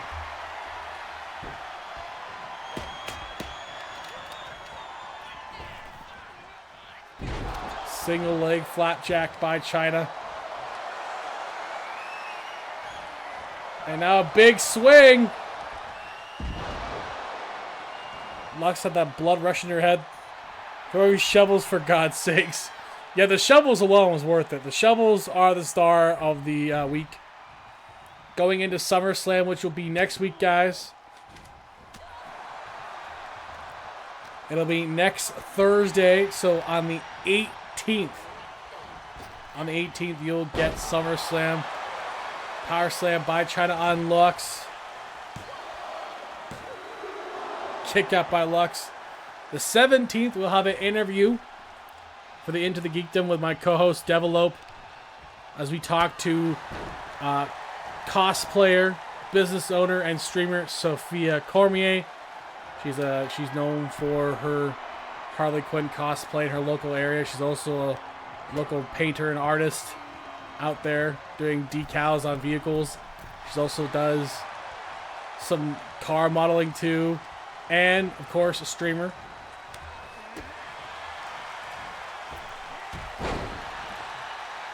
Of course, Deb would recommend a Harley Quinn cosplayer. A pretty good one, actually, too. I gotta say, she does a really good job with it. Pedigree by Lux. She's still trying to finish her into the pin. Kicked up by China. Then after that, the 19th, we'll be out of office from the 19th to the 23rd. Yes, I'll be out of office from the 19th to the 23rd, so I won't be around. This is a little vacation time. Going to Montreal, Quebec, Canada, to watch the Slammiversary show with Zodberg, Dan, and Yeti Games. We're hoping to see the man, the myth, the legend himself. We have to get a sign together still. I may have to go to, like, Michael's after work.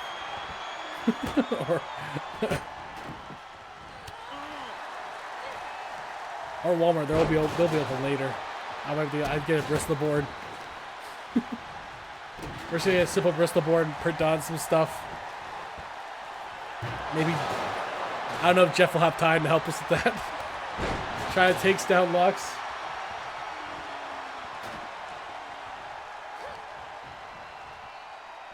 Dollarama too. Just depending on what time they're open till when I get there. They might be. I think they're open late too, though. China gets the championship on that jackknife powerbomb. I'm sorry, Lux, but China wins the championship. The antithesis of Diva, but here she is. New champion, China. What is next for Lux now?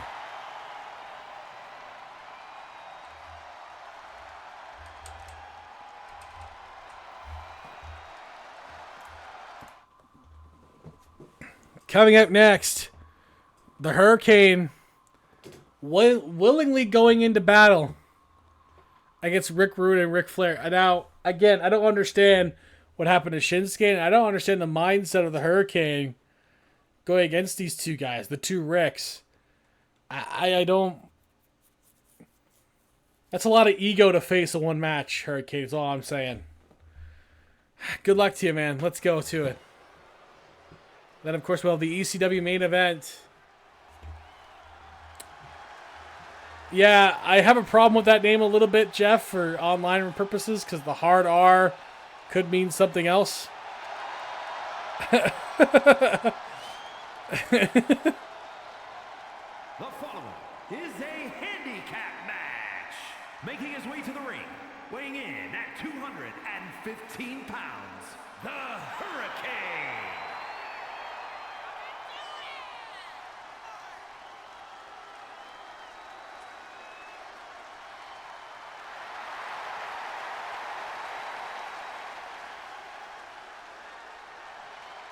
Jeff caught a woo bat. There you go.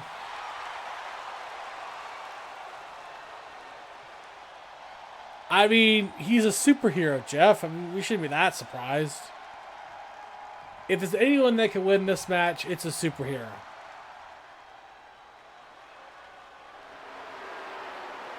And their opponent from Robbinsdale, But Ravishing Rick Rude does have that hair. 240 pounds. And the stash. Ravishing Rick That oozes late 80s, early 90s. 100%. You know how many guys I've seen in pictures when I was a kid of like family members? Look, that's what's going to be like.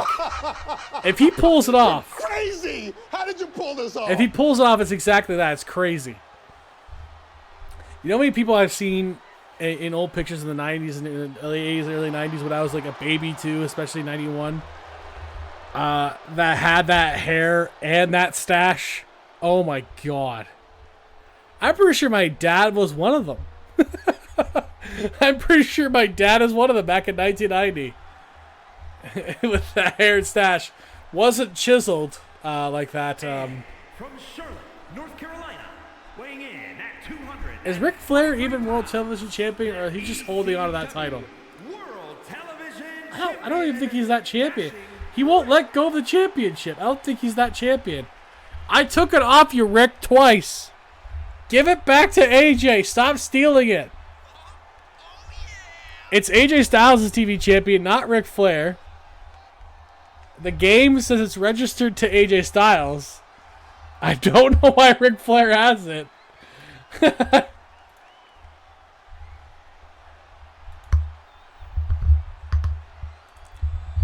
Could be what? Could be wearing that hair and stash? No, thank you. If I didn't run out of time this week when I was off, I would have done my hair. I got my hair cut off already. It will be for sure for Montreal, though. If it's hot and sweaty and I'm walking around Montreal, I don't want it. AJ Styles' dressing room was never safe. Apparently not. Ric Flair just steals it from him. He's been fucking with him since TNA. Ric Flair, for like almost 20 years now, has been fucking with AJ Styles.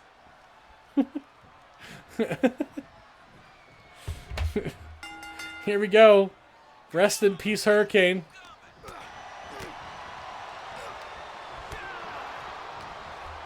No offense to Hurricane. I don't have a lot of faith in the poor lad. But if he wins it, it's miraculous. It's a freaking Christmas miracle in July. We still have our main event for ECW. After this, though, Mike the Baker and Kampachi of AEW, the AEW GMs, versus ECW's GM, SOBF, from Zurich, the mountains of Zurich, and his partner, Raw's special advisor, Joe Hendry. This is the first match. We're going to have 3 of the 5 shows involved this season.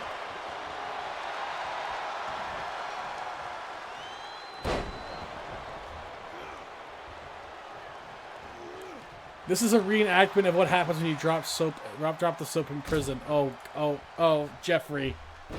Oh. You really are perfect for ECW, you know that?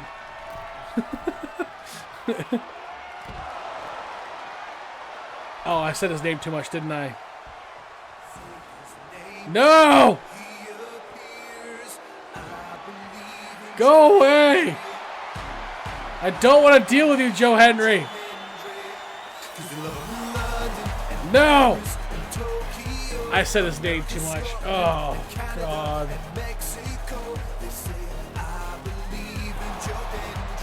No! Go away! I'm already going to be seeing you in Montreal. You're the main event of the show. Joe Henry's also competing on TNA in his off time. And he might become TNA World Champion in Montreal. And we're going to have a sign apparently. It says CWF believes in Joe Henry.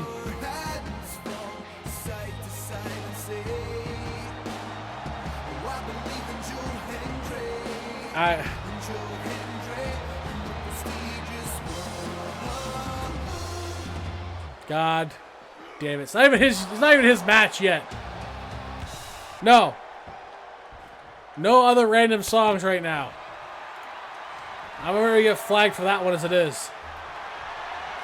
We all believe in Joe Henry a little bit, like a galaxy in trouble, and there'll only be a blonde quarterback to save it. Joe Henry shall come and heed the call. God damn it! He does look like a blonde quarterback. If only he wasn't Scottish. I can't imagine there's too many NFL players that are Scottish. A thick Scottish accent, too.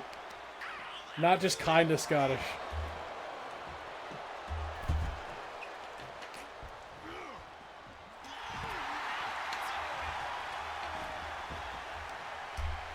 If he wins the TNA Championship, there'll only be two champions in TNA that were Scottish. The other one was Drew Galloway. He's the Flash Gordon of the wrestling world. You find a way to make Flash Gordon work in every situation, Jeff.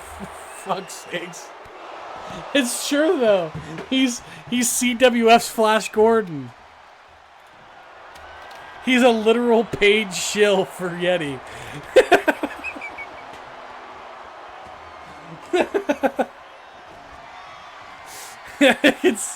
This has become an insane trip, and hopefully we get to actually meet the man, because that'd be awesome. Even though I'm also kind of bothered by him at the same time. Meeting any wrestler would be cool. I'm there to see other superstars compete, like Frankie Kazarian, who I've been watching since 2002.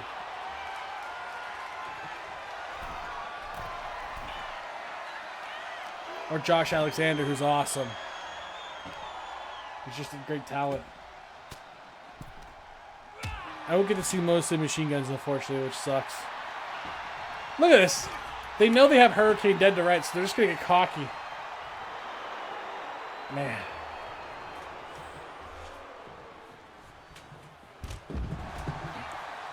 There's a high probability that Hurricane comes out of this injured. Like, done for here.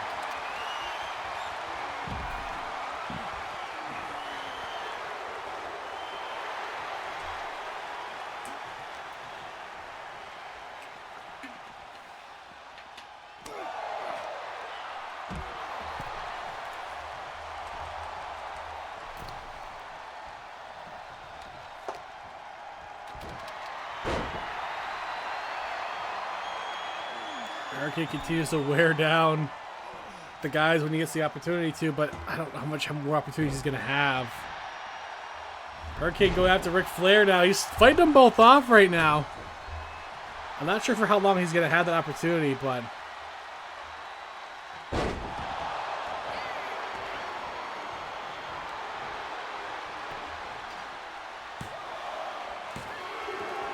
Oh, Hurricane! Hurricane, man.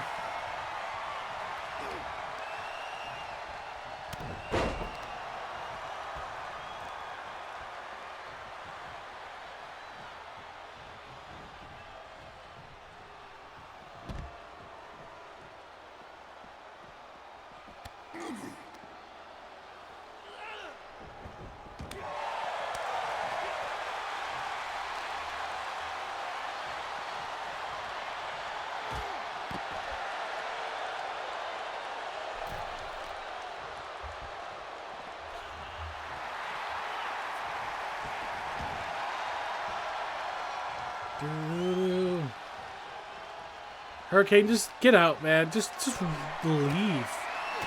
Like, seriously, at this point, just leave. What are you battling for at this point in your career? I mean, it's not worth it to your health.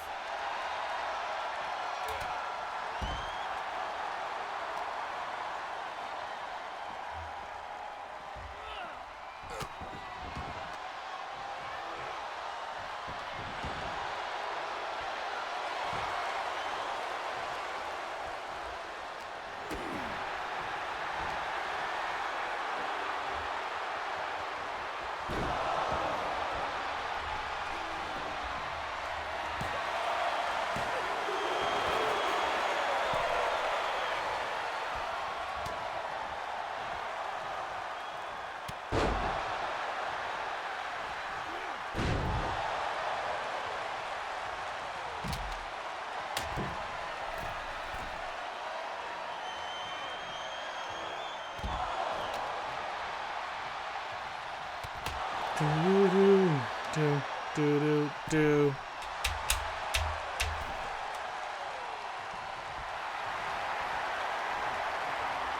I have no idea how he's in this match.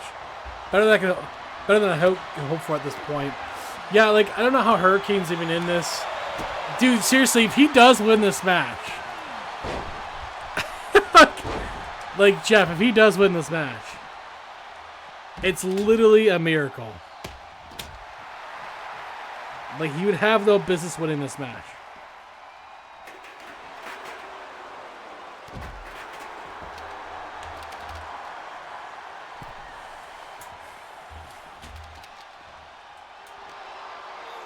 If this somehow gets to a 5-star, Jeff, you will tie Raw. Like,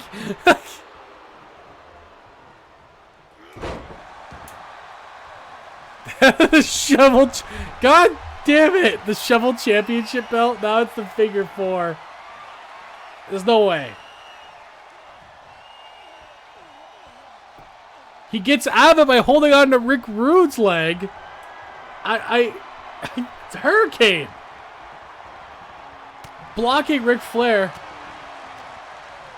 Hurricane is not looking good, Jeff. He's not looking good, but he's hanging tough, man.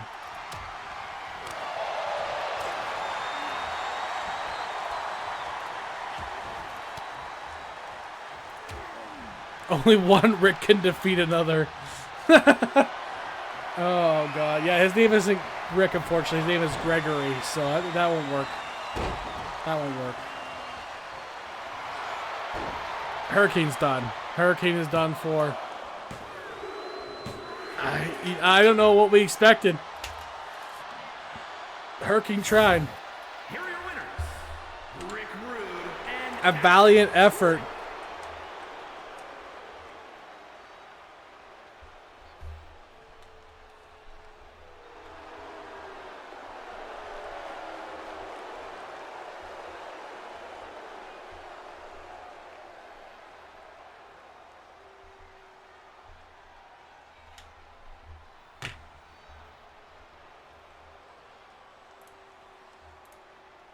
It's a valiant effort.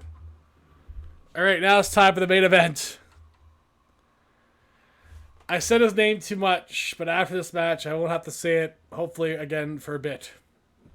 Until probably next week.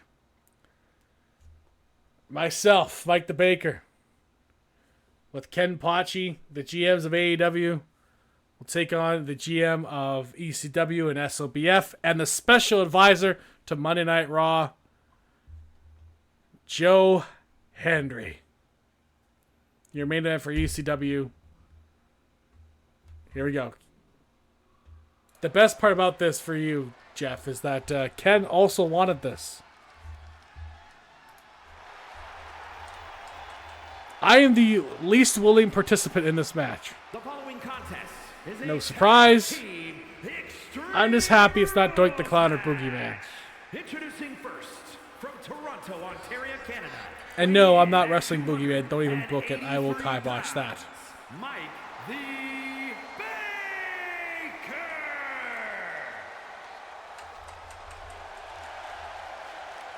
I'm willing to take this match to shut up Joe Hendry. And to prove to SLBF this is a fluke. All right. Here's the thing. Let's just get into this right now. SLBF called me out, right? So I responded in kind to him. And from the United States of America, So weighing in at 200 we had a conversation. pounds, Kid I said, well. Look who's trying to make a name for himself by challenging me and bringing in some nobody like Joe Hendry. SLBF, you may have lucked out last time we faced off, but don't think for a second that lightning will strike twice. You want to team up with Joe Hendry? Fine. I'll humor you on that. But let me one thing clear, SLBF. I've got nothing to prove by facing a no-name rookie like you or Joe Hendry. I don't care what you guys did in the Indies. It doesn't matter here. I'm a seasoned veteran already in this business over you guys. And I'll show you exactly why I'll be in the top of the food chain here in CWF. weighing in at 231 pounds, Joe Hendry. No. That's not the right one.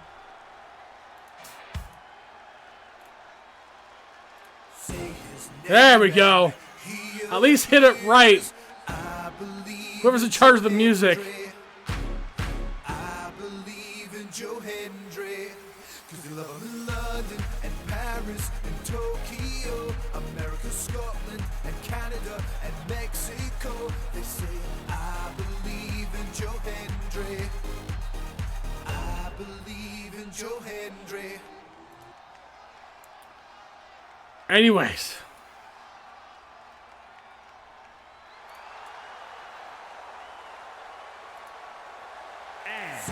You also come out to Joe Hendry? SOBF, you are now just messing with me now. SOBF, you may think you got what it takes to take me down. But mark my words, you'll soon realize that you're way out of your league here. Joe Hendry may be a talented competitor, but he's no match for the culinary genius that is Chef Mike. I believe in Joe Hendry. No more Joe Hendry. Of course you do. Of course you do, Jeff. And Ken wants your 24/7 championship, so you guys can figure out. You know, Jeff, you can go ahead and book that if you want, anytime you want. Ken wants a rematch. He only lost it because he got injured. You won it back.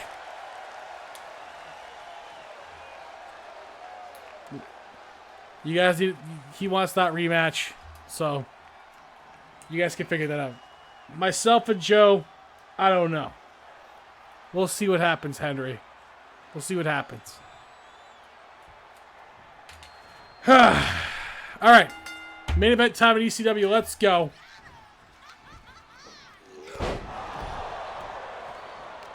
Joe Hendry squaring up with Ken Pachi right now. SLBF on Mike. He did beat Mike in a TLC. To be fair, I can't even really climb a ladder. I feel like it's unfair. I'm too obese for ladder climbing.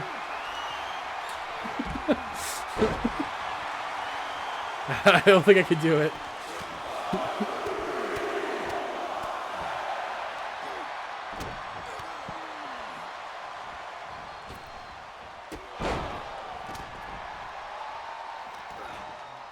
Morbidly, yeah, exactly. Look, you're telling to the guy who already knows.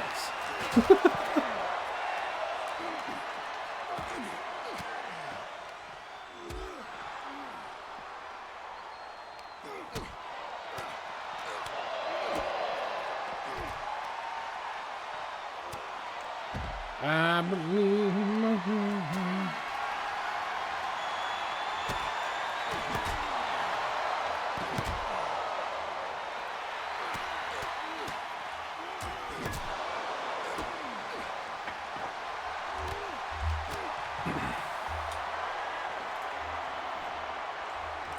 After this, guys, we'll get AEW set. There's including a special guest trios match with the opportunity for the World Trios Championship. Not a contract this time, but we'll see.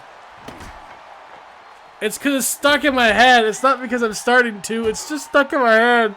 I can't get it out of my head. I start clapping out of nowhere whenever I hear the song. Whenever I hear this song. He appears. I believe in Joe Hendry. I'm forced to clap every time. I can't help it. You just do it without thinking. Oh.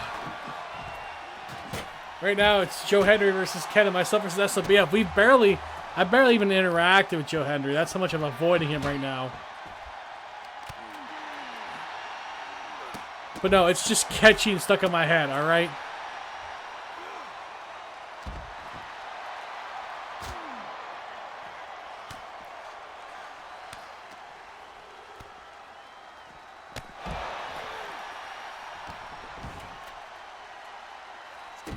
Joe Hendry is calling out to Mike right now.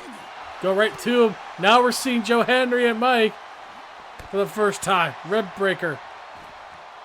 Henry already ends that one. And Ken, oh, blotch you onto Joe Hendry.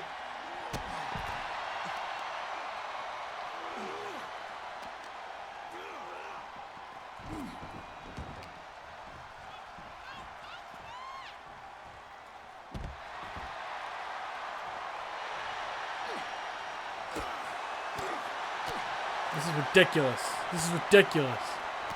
I'll go take out Joe Hendry myself, Ken. Joe Hendry. Oh! I missed. There's Mike and Henry locking horns now in the ring.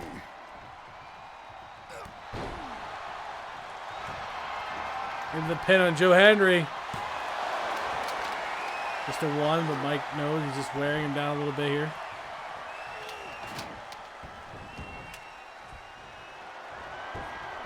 That's a BF. Oh, blocking it. Oh, Ken. Ken with that kendo stick knocking the lights out of Joe Hendry there for a moment. And a quick double team here. But Joe Hendry fights them both off.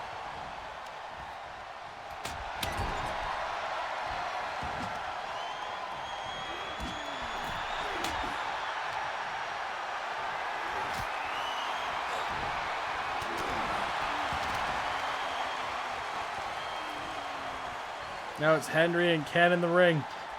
Joe Hendry's feeling it.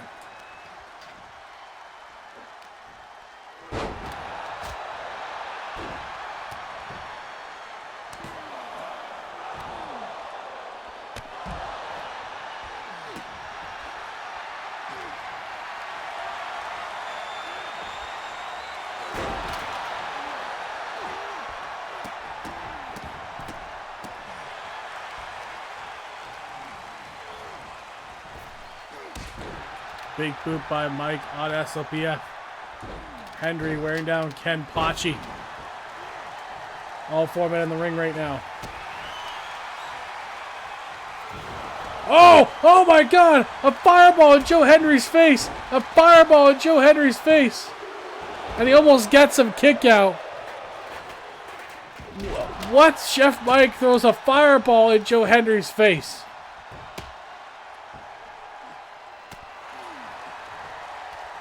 Perfectly legal in ECW.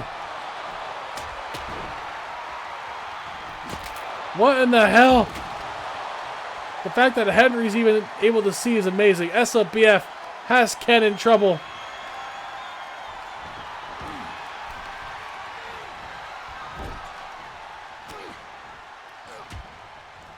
SLBF saving his partner. Go for that bear hug. Mike blocks it.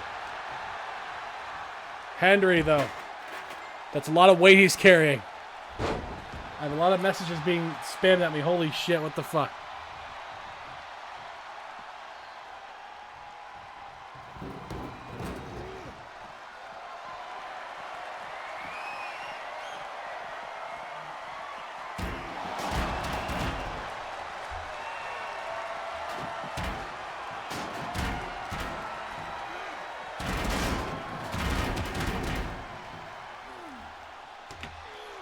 Fallaway slam on Mike by SLBF. I've learned that Henry and SLBF are stronger than they appear. Especially Henry.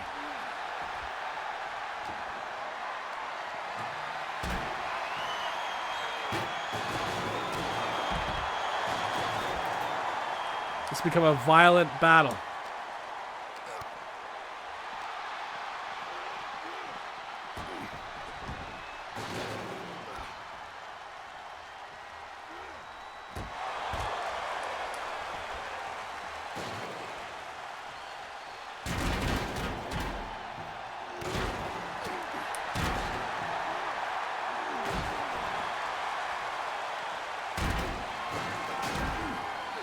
It's in my head. It's stuck there. I can't get it out of my head. Take him down. Snake us off the apron goes Joe Hendry.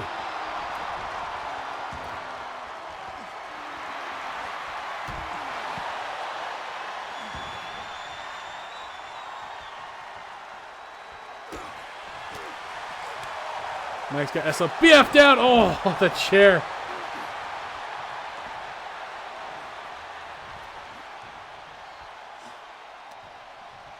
Just watching him.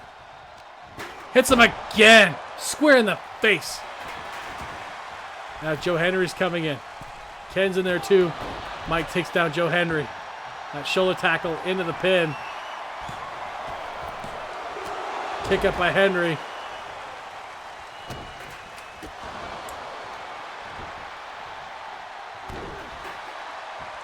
The ECW ring has literally become a landfill of love for Joe Henry. Do you believe now, Mike? Is this what this is about, Jeff? Is this whole thing to make me believe in Joe Henry? No. Superman punch by Ken. The Super Ken. Into a moonsault. Especially if Ken can win right here.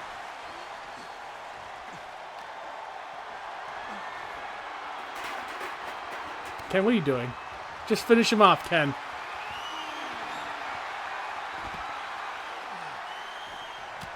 Oh, he's going for the Scorpion Death Drop. But SLBF catches him. Oh, my God.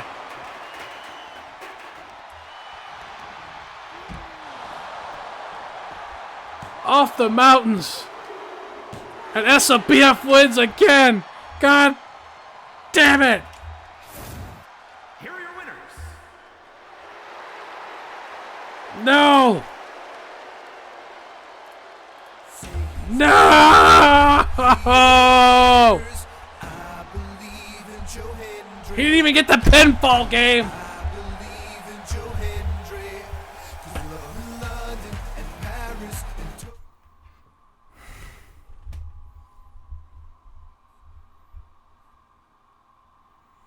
No.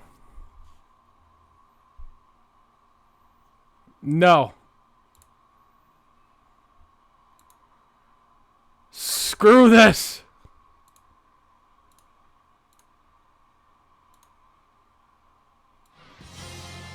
No!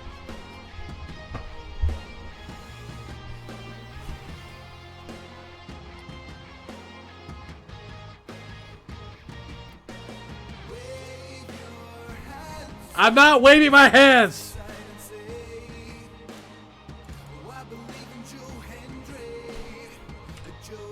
God damn it.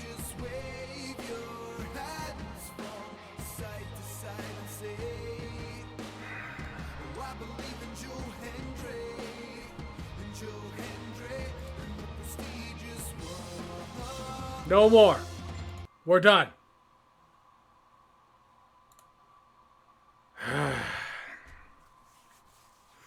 We're going to go to AEW now, guys. We'll be right back. God, I need it. I gotta start drinking again after that. Oh, God.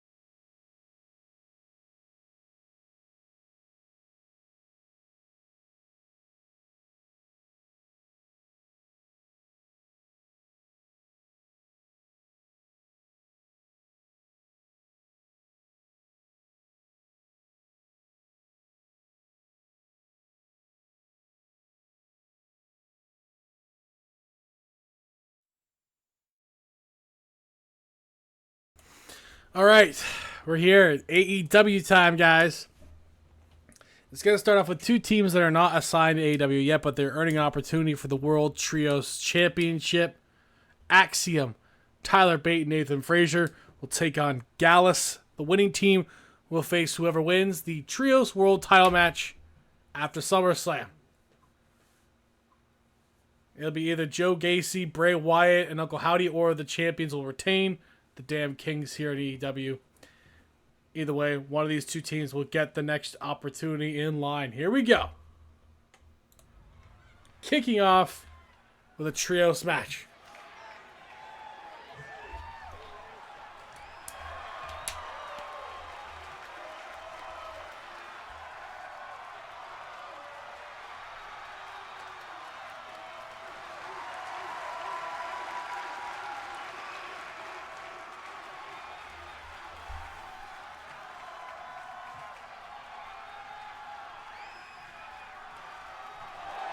The following contest is scheduled for one fall, making his way to the ring from Madrid, Spain, weighing in at 154 pounds, Axiom!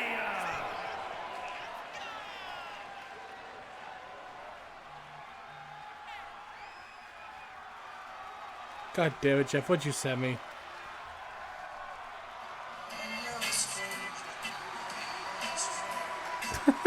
God damn it, Jeff.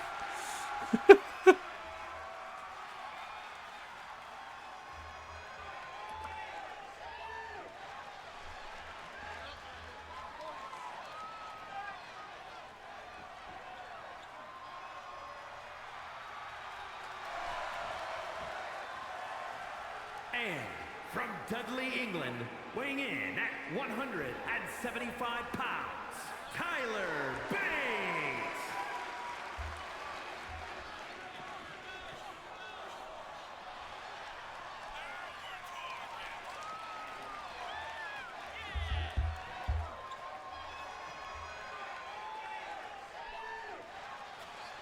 I'll have to watch this match. Joe Hendry and Josh Alexander versus Macklin and Moose. Okay.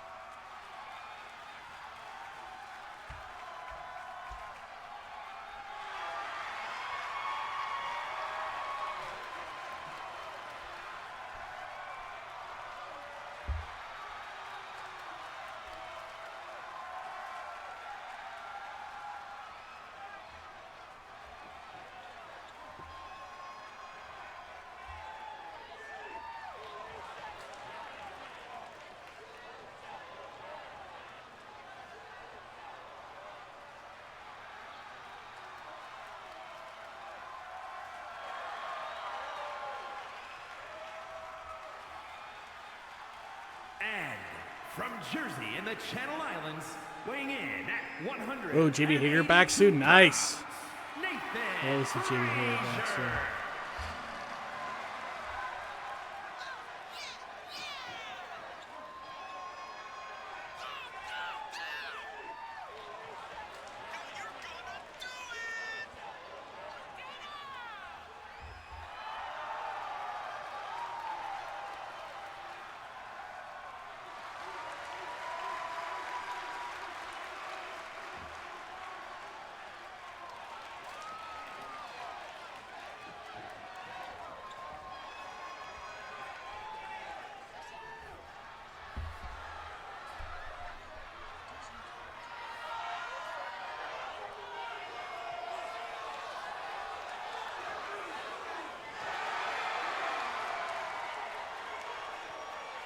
And at a combined weight of 740. Oh, boy. Well, Mark Coffey, you know, and Wolfgang Gallus is one of those teams that I think we're going to see a lot more of, especially if they win this match. They were very effective in the UK scene for years. Tore up NXT as well.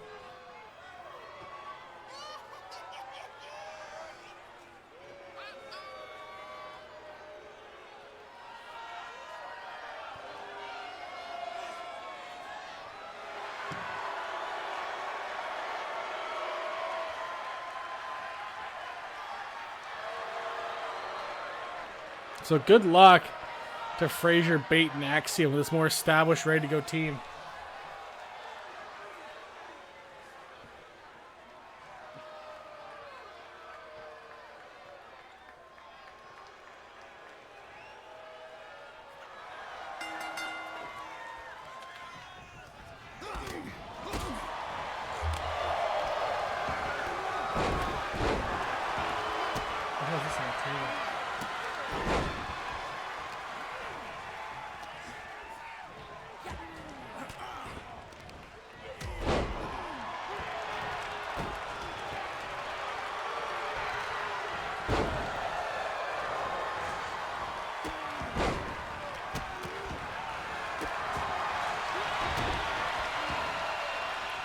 Oh, it's so blurry.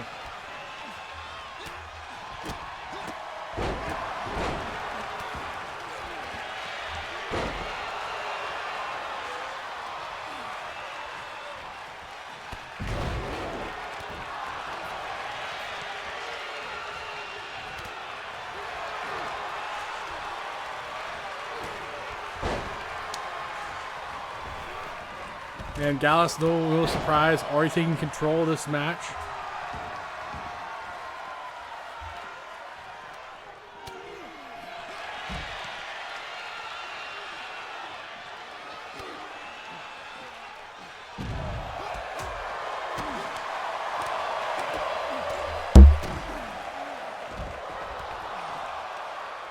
That's a PAC. Wow, I was just checking something while this is going on.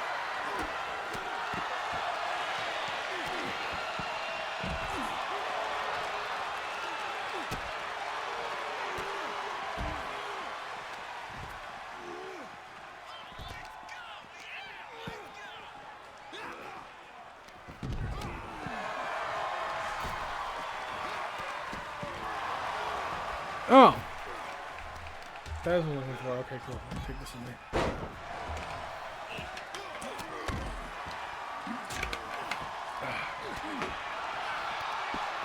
Sorry, I'm looking for my antacids. Alright. Sling Blade there by, I believe that's Nathan Frazier.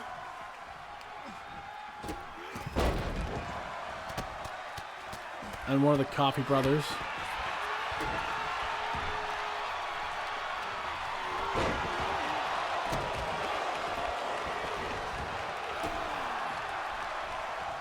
Again, the winning team will get a World Trios opportunity after SummerSlam.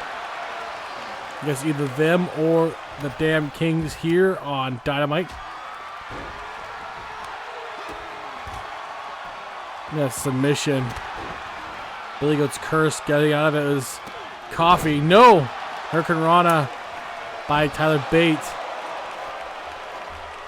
The big strong boy.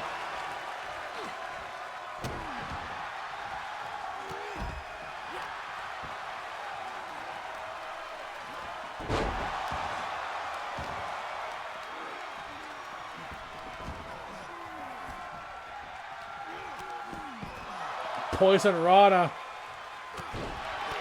outside the ring there. Oh! Wolfgang just trucking him. And Axiom trying to take on Wolfgang.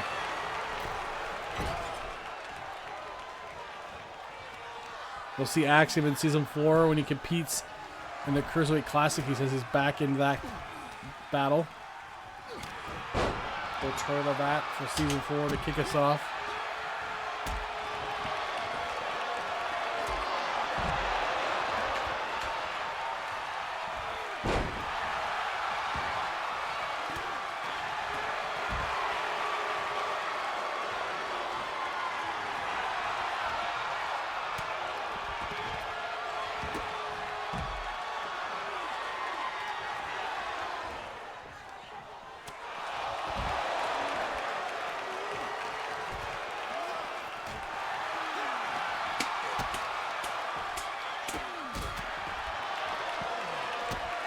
We have the AEW champion Ken Shamrock in action. Daniel Bryan defending the championship in a tables match against Jinder Mahal. Jinder Mahal requested a tables match for the World X Championship. Lashley versus Strowman Also tonight, and AEW Women's Champion Jordan Grace in a tag team match against her new #1 contender Eve Torres, and their respective partners kick out. No, broken up, sorry, by Gallus. In the main event, the NWO's Randy Savage, Six, and Scott Hall have asked Sting to pick 2 partners and meet them in the ring in the main event tonight. Who did Sting pick? Into the pin by Bate. And they get it. Tyler Bate, Nathan Frazier, and Axiom will get the opportunity. Winners, the team of Axiom, Tyler Bate, and Nathan Frazier. I honestly thought it would be Gallus, but it was not.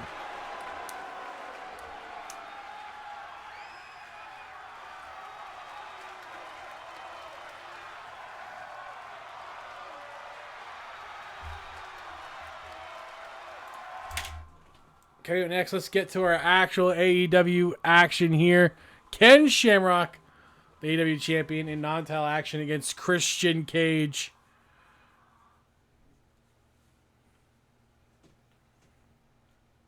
I'd imagine if Christian can get this win here, he's in that picture, but Ken Shamrock does have someone to fight next week to defend the title. He has to face Jerry Lawler for the AEW Championship. Eve Torres versus Jordan Grace will be next week as well. Here we go. This non-title match. If Christian can win this, though, he might be able to earn himself a spot in the add-in for a triple threat match, potentially. The following contest is scheduled for one fall. Making his way to the ring from Toronto, Ontario, Canada, weighing in at 227 pounds, Christian!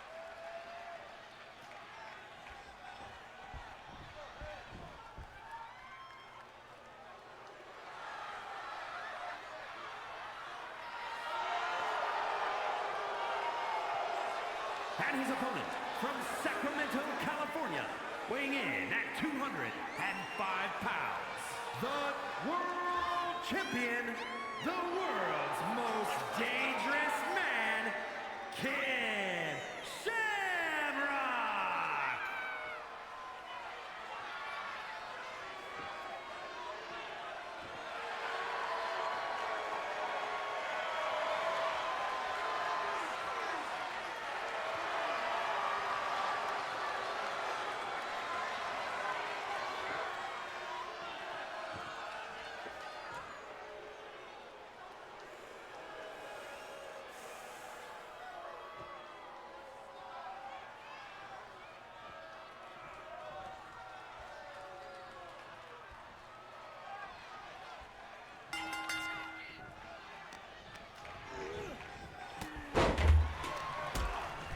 Now, Ken Shamrock had some words for Jay White.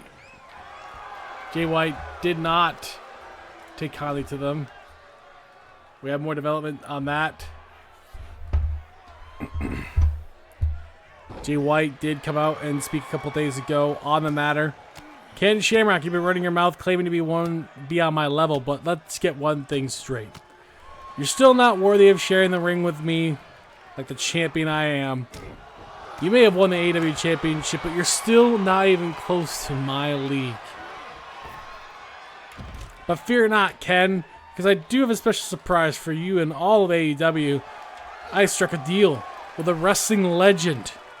Someone who's truly on my level and who's ready to step up into this ring and face me for the World's Championship. And let me tell you, it's going to be a match that will go down in history. And it'll be at SummerSlam. Ken Shamrock, you can keep talking your big game, but when this legend steps in the ring with me in a no-escape cage match for the CWF World title at SummerSlam, you will see what true greatness looks like. Get ready for a battle like you've never seen before. A match that'll leave you and the entire world in awe of what Jay White, the Switchblade, is truly capable of. Ken Shamrock did not take kindly to that. He responded to Jay White, the world's champion. White, you have the audacity to claim that there is someone more worthy than a fellow champion like me to compete for the world title.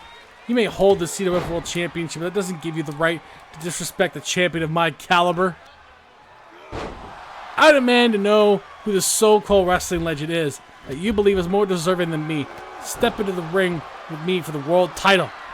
I have proven time and time again that I am a force to be reckoned with. And I will not stand for this disrespect. Jay White, you may want to keep me waiting until SummerSlam to reveal this mystery opponent, but mark my words, I will be ready. I'll be waiting to see who you believe is more worthy than the AEW champion to challenge you for the world title. When the time comes, I will show you and the whole world why Ken Shamrock should be the true world champion in this industry. Well, Shamrock's a little mad, of course. This time not by Ken, so I'm okay with it. He's not targeting us this time, so we're going to let it go.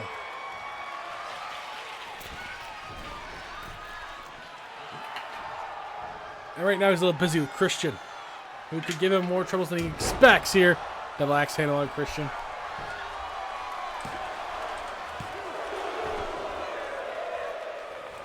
By the way, guys, we also been putting on YouTube some of our old footage for CWF, as well as some live shows that we recorded for YouTube, including Wrestling's Worst. Sorry, it's called the Screwjob Effect on YouTube. You can check us out there. Right now, we have the CWF's Cruiserweight Classic, which launched our original series of shows in the first place that got us inspired to continue doing weekly shows. So check that out. We also have about 10 days ago we posted Pat McAfee versus Vince McMahon. Our thoughts on that. It's a short video on that one if you want shorter content there. More to come over the course of the week. This weekend I'll be posting a few more, and then next week, as I'm on Montreal, I'll be probably putting a bunch on a timer to release on those days as well. But here we go. Check out the YouTube if you haven't already for the Screwjob Effect. More to come there, including the Screwjob Effect itself. Again, Wrestling Worst Matches is part of the Screwjob Effect podcast that we record live. Frog splash by Christian into a pin on Shamrock. Kicked out by the champion. He's not ready to go out yet.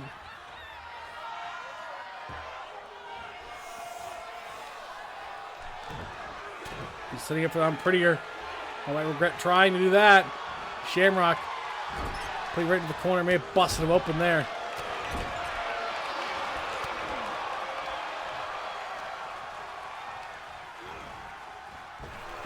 Christian missing that spear. Gets it that time on Shamrock into a pin. Can he surprise the champion? Oh, and a kick out again. I was going to say maybe Jay White's onto something, but Shamrock's still in this match.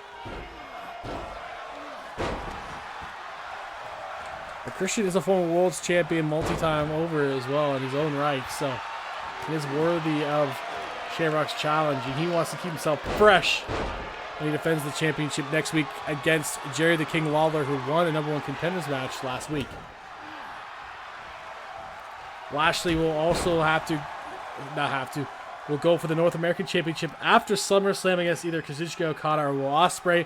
As his right, he won his contenders match there. And of course, the NWO and the APA will have a rematch for the tag team gold.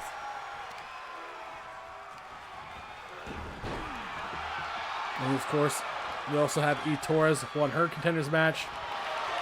Have that coming up next week. Ankle lock on Christian.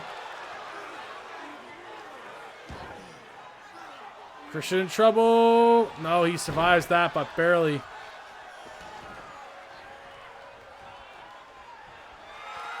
Shamrock gonna go for it again. Yes, Shamrock again going for it. Christian.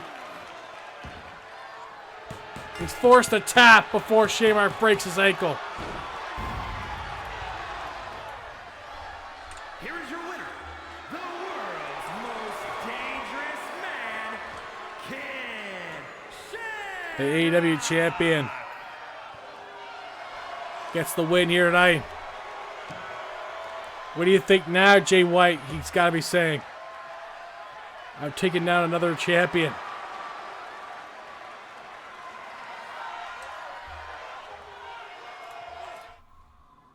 Coming up next, World X title. Jinder Mahal is hoping to stun the world once again, this time for a world title, when he takes on Daniel Bryan in a tables match. We'll see what happens. I also had a discussion with Jinder Mahal. I'll make that announcement. Win or loss, we'll make that announcement for him after this. But I had a discussion with Jinder Mahal for what AEW is going to do for Week 12 in terms of signings. I said we saved some money by making a trade last week. So we can use the money here to bring in some extra muscle to make it worth Jinder Mahal's while. So we'll see. I'll tell him what I think after tonight, after this match. And is for the World Extreme Championship.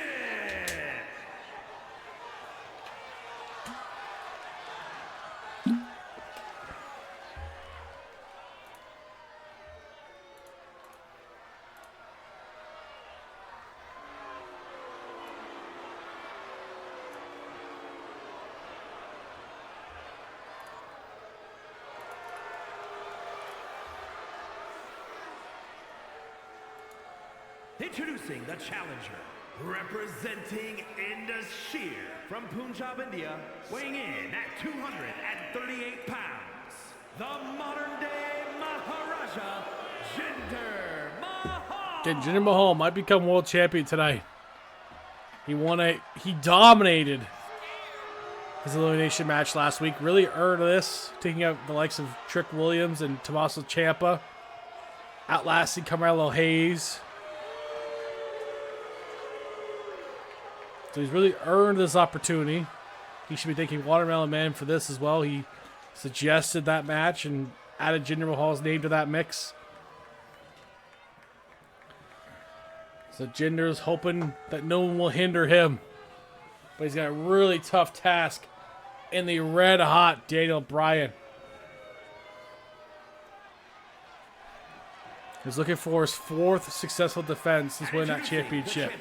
From Aberdeen, Washington, weighing in at 211 pounds, the World Extreme Champion, Daniel Bryan.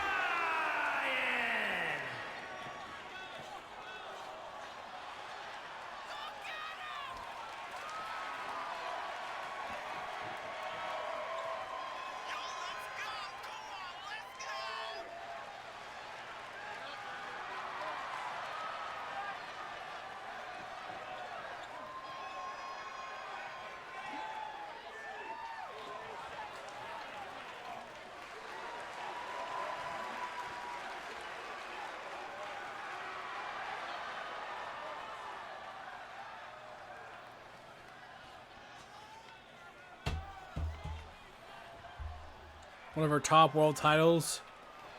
Getting defended just before SummerSlam. It's a good time to do it when it doesn't make the main card this time around.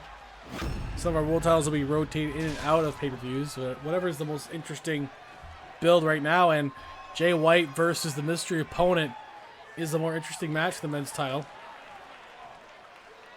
But this could be a big spoiler.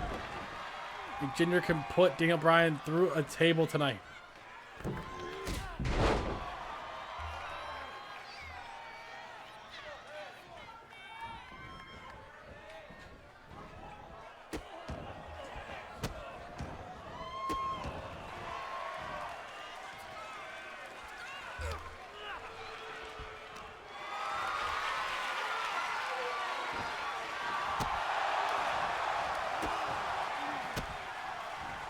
Jinder just really fighting him off.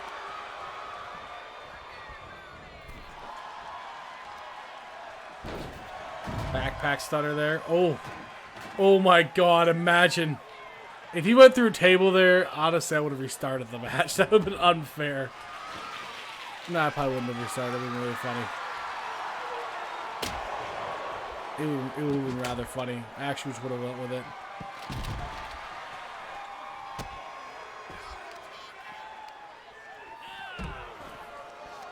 Jinder is obviously not going to make it easy. You know, he's shown last week that he's motivated. There's something different about Jinder.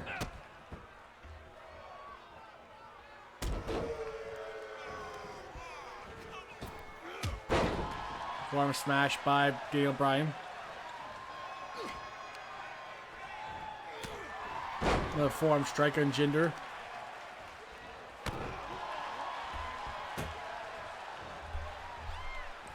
Right, he's trying to end this quickly though without getting. Oh no, I thought he was gonna go for a table. He did not.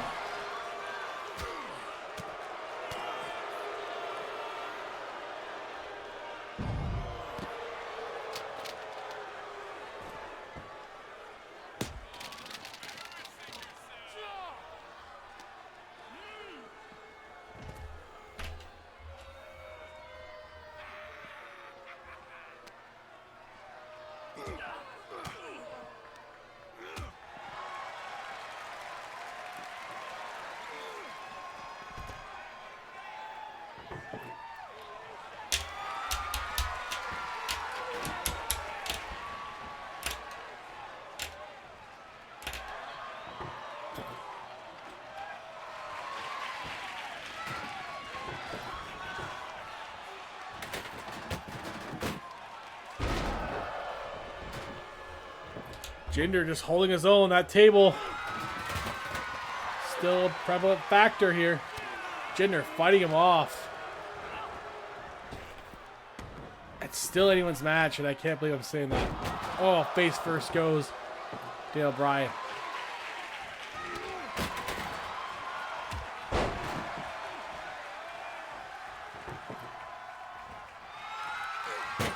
Oh, hitting Jinder with the table. I don't think that'll count.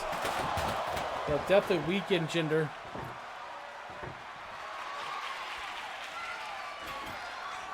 There we go.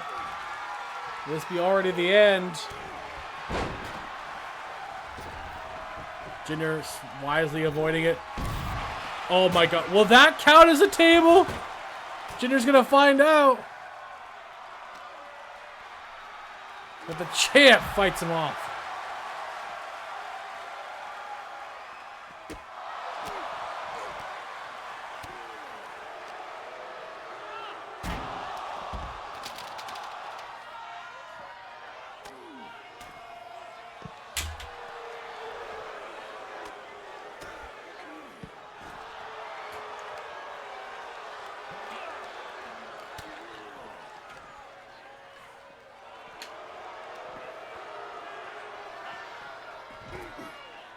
Right in front of my announce table here. I'm, of course, the one in the middle.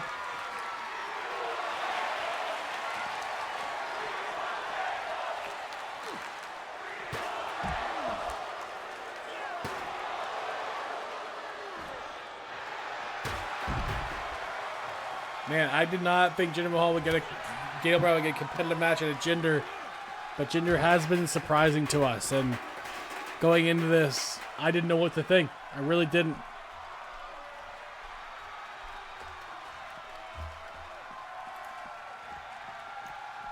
Jinder did not stay down long enough for Daniel Bryan to get anything going.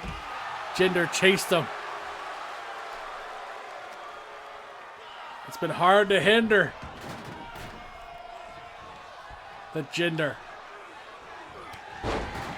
Yeah, Bryan rolling though.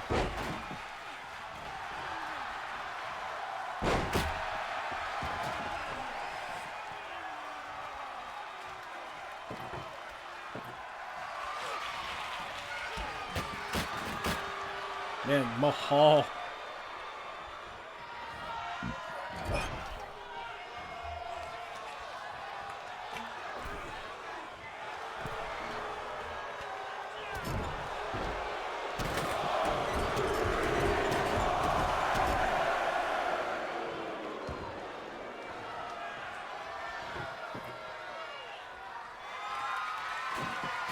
Jinder Mahal has the table up. Oh no. No way. Oh, Jinder hits him with it. He's gonna try. There's 2 table opportunities here to put Daniel through. Jinder's trying to really figure out what he's gonna do here. We could be seeing a new world champion any second here.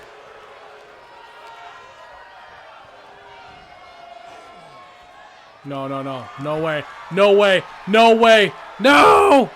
No! Jinder Mahal! Jinder Mahal is World X Champion. Extreme Champion, the modern day Maharaja, Jinder Mahal. What? What? Jinder Mahal.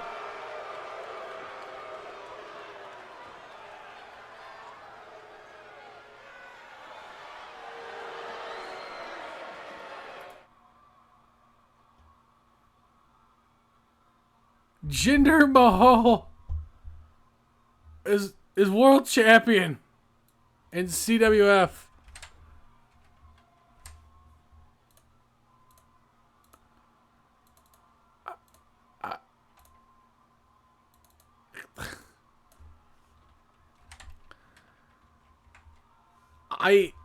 I'm stunned. Utterly stunned. Jinder Mahal. Alright, Jinder. I'll do it. You won the match fair and square. You did a good job. You won your world title.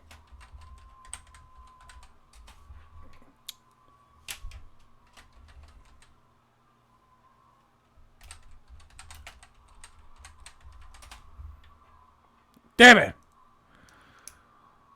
I will sign Sangha and Veer Mahan to bring together in this year.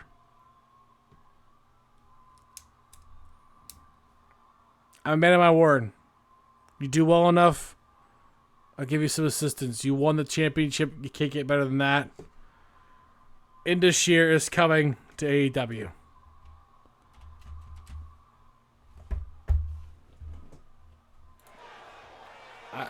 I mean, he did good. He won the world title. I can't fault him for that. I'm just stunned. And that'll be up to either ECW or Ring of Honor next in line to challenge for Jinder's championship. And again, they can pick any match that they want. If Jeff wants to make it a shuffle match against Jinder, he could do so. Jeff, if you're still here, you can take advantage of that and say, hey, I want to challenge Jinder Mahal next. Jinder Mahal is world champion. I can't. Coming up next, Ronda Rousey teaming up with Eve Torres, the #1 contender for Jordynne Grace's championship, as they take on Jordynne Grace and her new protege, Ivy Nile.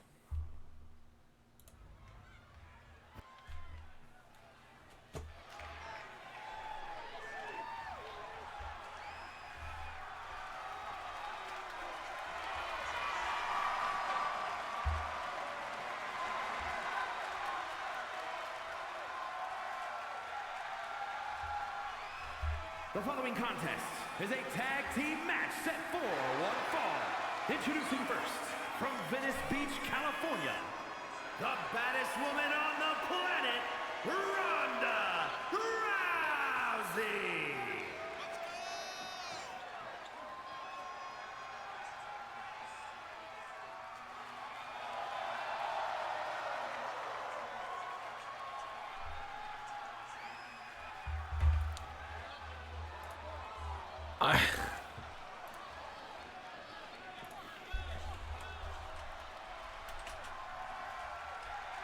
And her partner, from Denver, Colorado, Torres.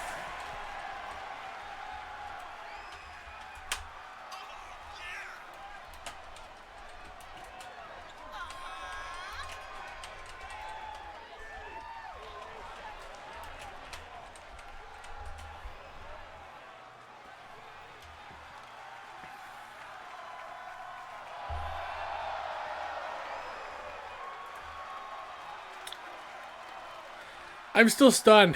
What a stunning title change. Congratulations, Jinder, though. I'm sure the modern day Maharaj is celebrating heavily here. People doubted him. I doubted him. But he's earned it, man. He's done a good job. I can't deny that. Can't deny it. Fantastic work for Jinder.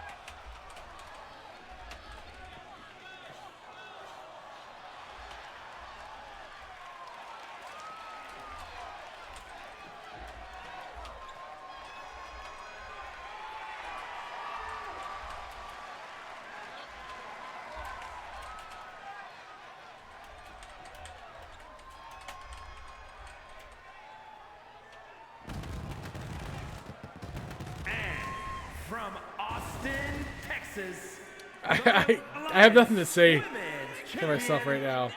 But I'm going to put it out there to the chat for the boys that they want to determine who will get the next opportunity for the World X Championship. We'll figure out the other men's title after that. We already have the 2 women's titles set, including this week. The Women's World Championship will be on the line. Rhea Ripley against Julia Hart will be tomorrow. The Ring of Honor main event. And at SummerSlam, the Divine Women's Championship will be between Thunder Rosa and Rosemary.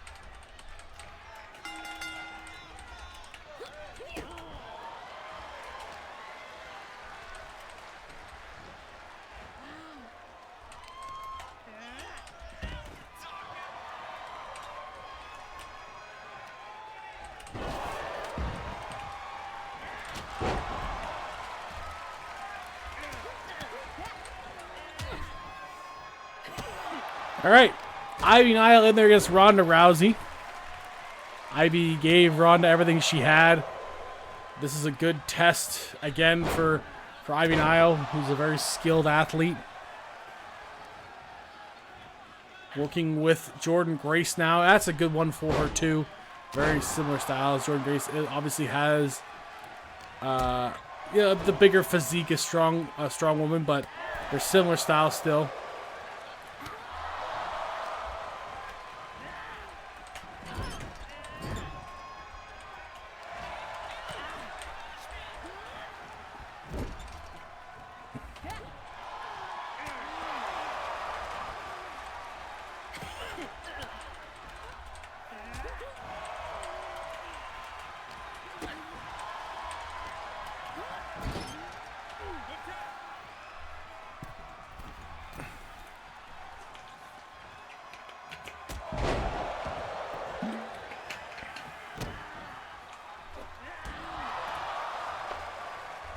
Maybe Torres in there now with Ivy. Ivy may have to think of getting into the AEW champion out there. Now remember, guys, the challenger gets to choose a stipulation for the World X Championship.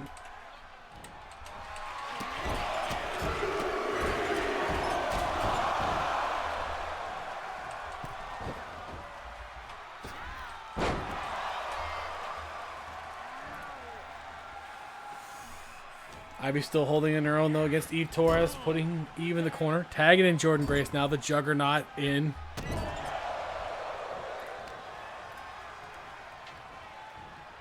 She's actually not very tall, but her physical presence, she feels bigger. You know, the way she presents herself, she feels bigger than she is. And that's just the kind of aura that Jordan Grace has. And we're glad to have her here. I hope she continues her streak here. She takes on Eve Torres next week, 101. Alabama slam on Torres into the pin.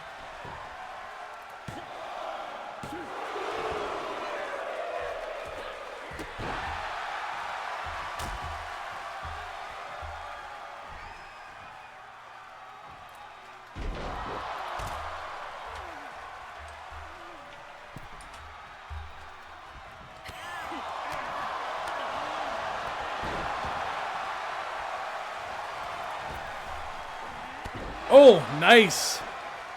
Nice rolling senton by Eve Torres. She was always a solid athlete. It was just a very weird era for her, but now she's in this era where she can kind of gel a bit better with more talented athletes and more talented superstars. No offense to the likes of Caitlyn and Cameron. They're not super good.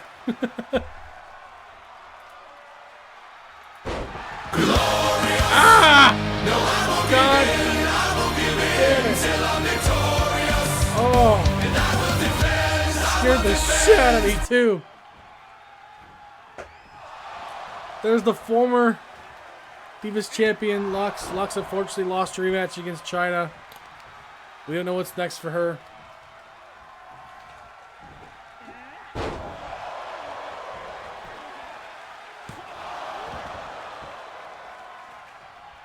Lux, because I want to catch all the original 150. Alright, that's what I want.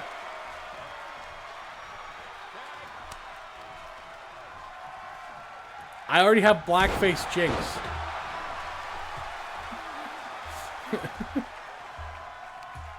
Which is also bad, to be fair.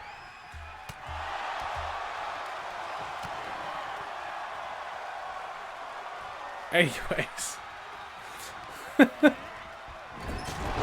I mean, I'm really taking it to her opponents tonight. Well done. Ronda and Eve have to figure out. Look at that. That sleeper hold there by Ivy. Unique offense. Eve Torres breaking it up. Ronda with the Piper's Pit. Into the pin. But Jordan Grace, the Juggernaut, breaks it up.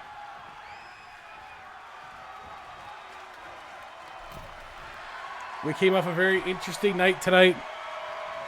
Joe Hendry and SOBF beat Mike and Ken. Jinder Mahal won the world title. No one saw that coming. We have new trios contenders. Chyna beat Lux. Julia destroyed Carmella. It's been a crazy night. More to come tomorrow. Women's World title match. Rhea Ripley defends against Julia Hart.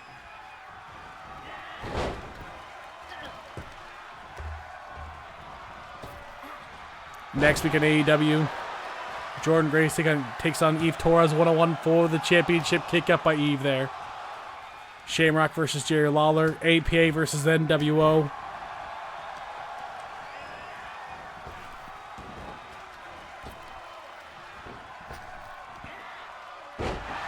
Big FI drop on Jordan Grace by Eve Torres. Now just using those big legs around the neck of Jordan Grace to lock her in place. Rolling senton there.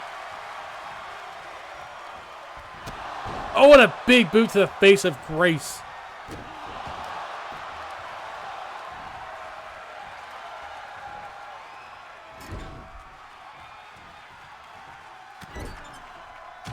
Grace just takes her out in the corner.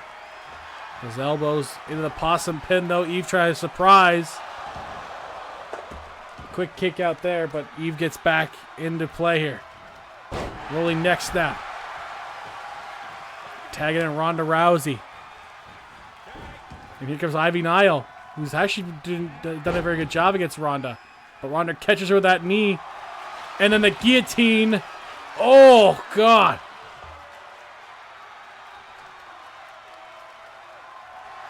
But Ivy fights out of it. Jordan has to get out of the ring. Well, she gets her team DQ'd here. Speaking of 150, I need a Spiro.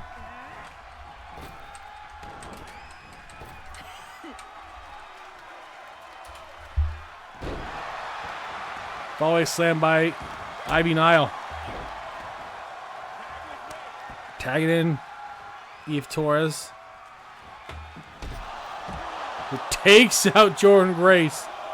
Let's see each other next week.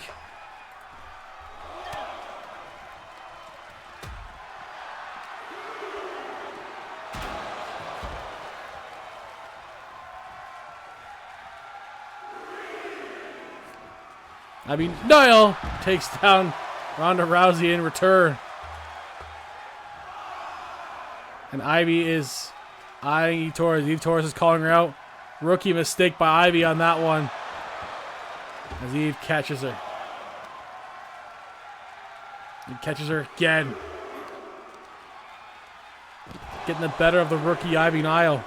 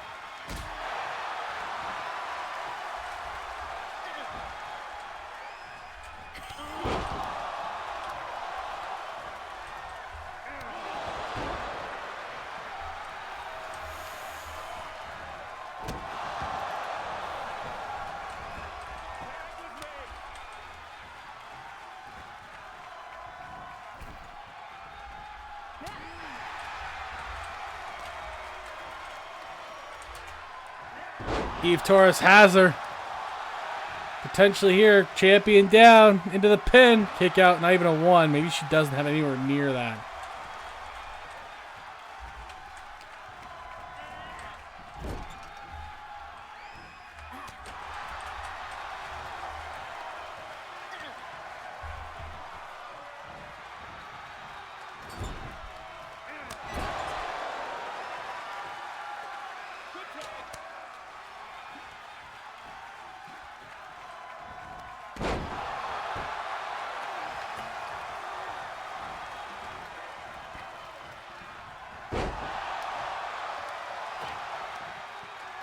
Ronda Rousey, another takedown on Grace, working on the arm, shoulder area.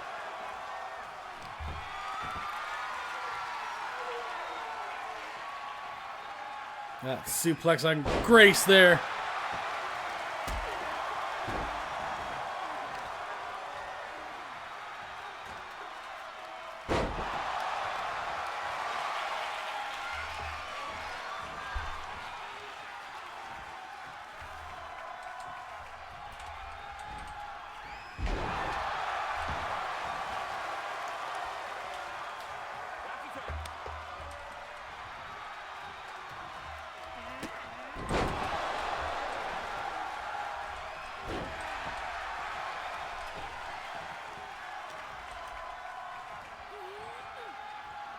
Oh! What a weird suplex by Ronda there. That's effective against the smaller Ivy Nile.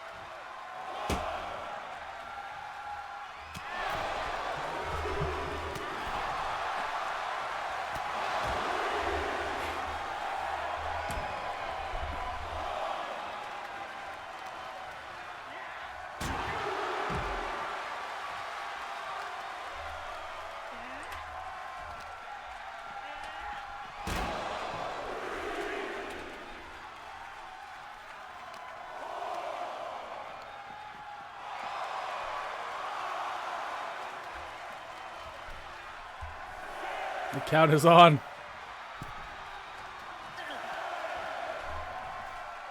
Or not. Backing on time there.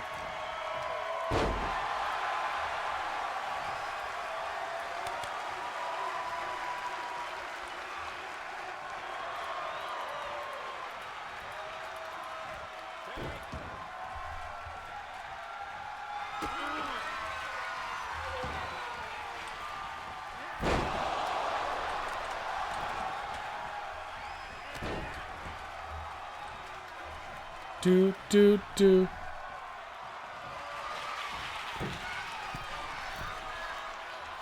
So yeah, what happened was it wasn't a random. It was a fan. He's been here off and on for over a year now. He gave us a suggestion for some matches because I was looking for some fillers. Gave us a really good one. Had some really good contenders in that match, but then Jinder Mahal destroyed everyone in that match and won it. Because it was for an opportunity for the World X Championship.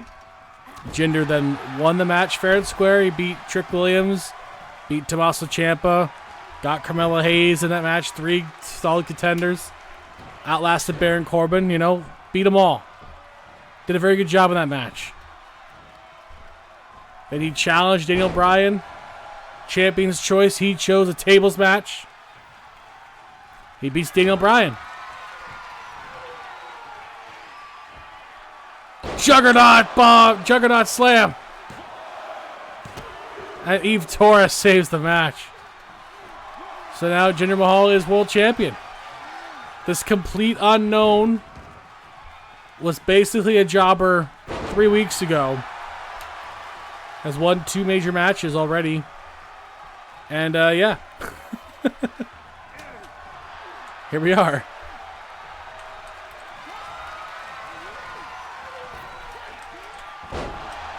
The ECW World Tag Team Championships, by the way, will also be on the line in Week 13 after SummerSlam. FUK. Sheamus and McIntyre will take on Lexis King and Logan Paul. Yes, you see, the other part of the funniness here, Lux, is that the winner of that 6-man match not only got a world title opportunity, but would also be granted a contract by AEW.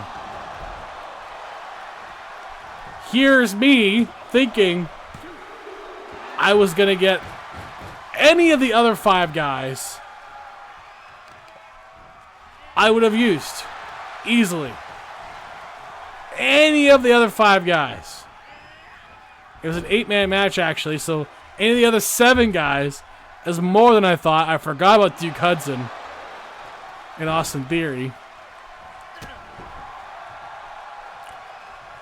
Jinder Mahal is the one I didn't want the most. He won. He got a contract and a championship opportunity. He earned both. I can't even be mad about it. It's just now I gotta figure out a way to use them. So there you go. That's pretty much it.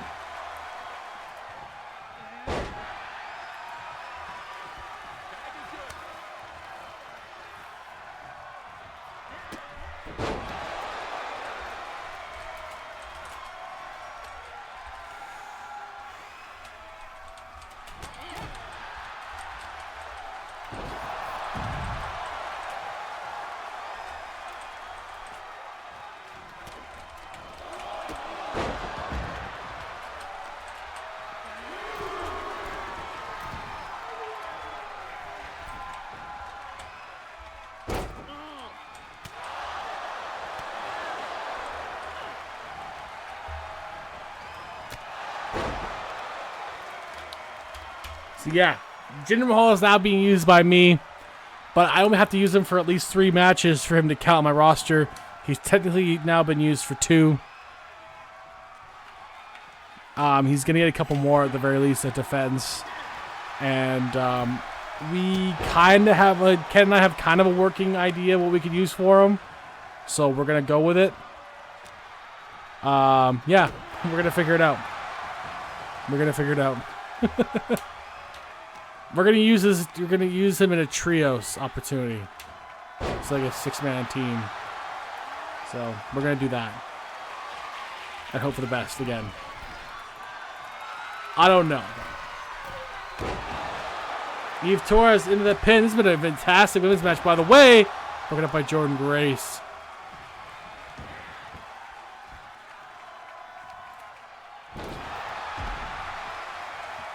Ref's down. Jordan Grace is down. Ronda Rousey in. Not a good sign for Ivy Nile.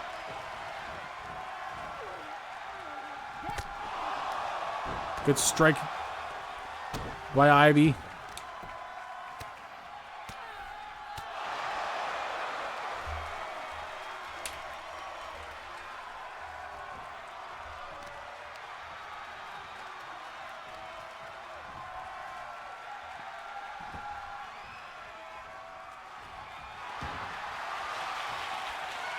Ivy, that dragon choke again.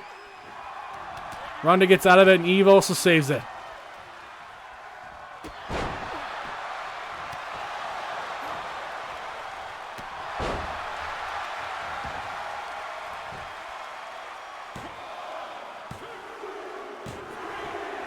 Ivy Nile pins Ronda Rousey. Big win for her. Ivy Nile and Jordan Grace.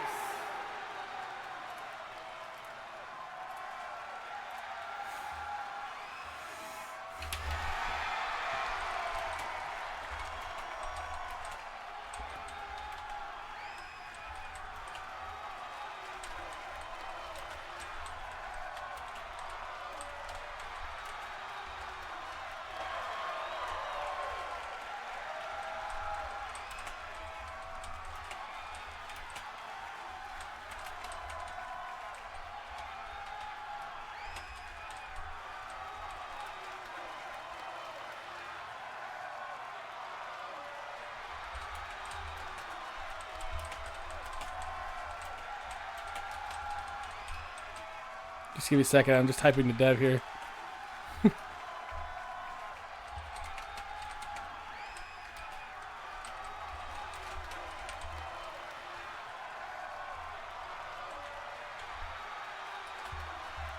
Okay.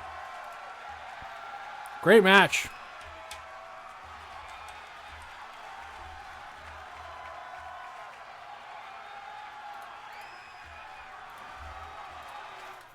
Coming up next, guys, Bobby Lashley versus Braun Strowman.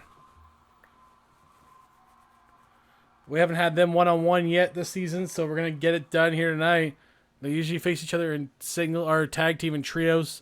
Now it's one-on-one, Lashley versus Strowman. And then we have our main event. 2 matches left. Pretty good show tonight. We're going through a bit better this tonight. It's just been good. It's been really good. Let's go.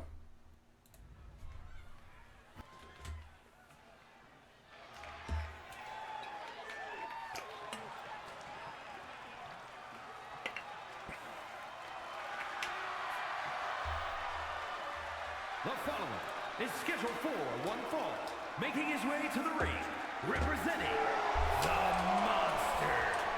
From Sherrills Ford, North Carolina, weighing in at 385 pounds, Braun Strowman.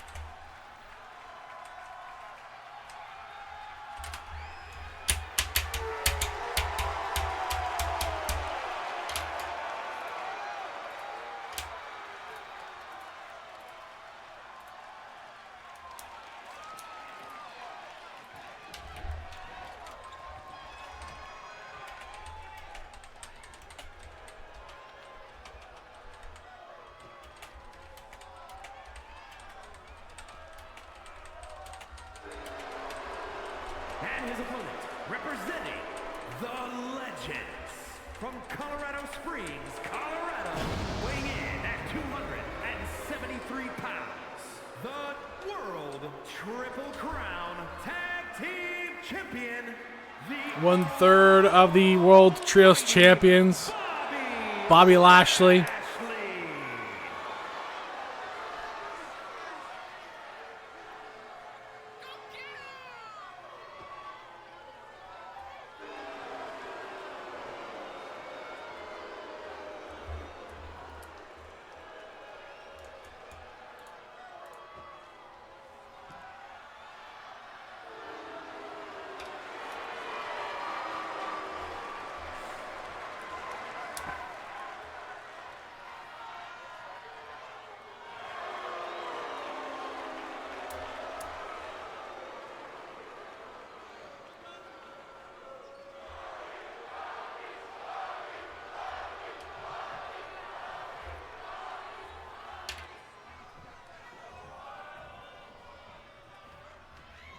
And here we go. Strowman, Lashley. Oh my God. Strowman runs into him immediately.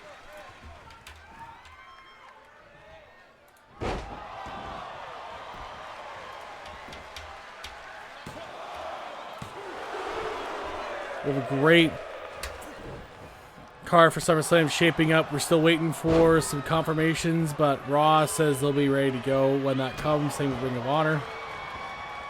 They have some ideas they've told me about, but I had to make sure I double check with them first. But the ones that we are ready to go: Okada, Will Ospreay, Iron Man match, North American Championship, a 3-way blood feud match between the entire Anoa'i family, the Usos, the Bloodline versus the G.O.D.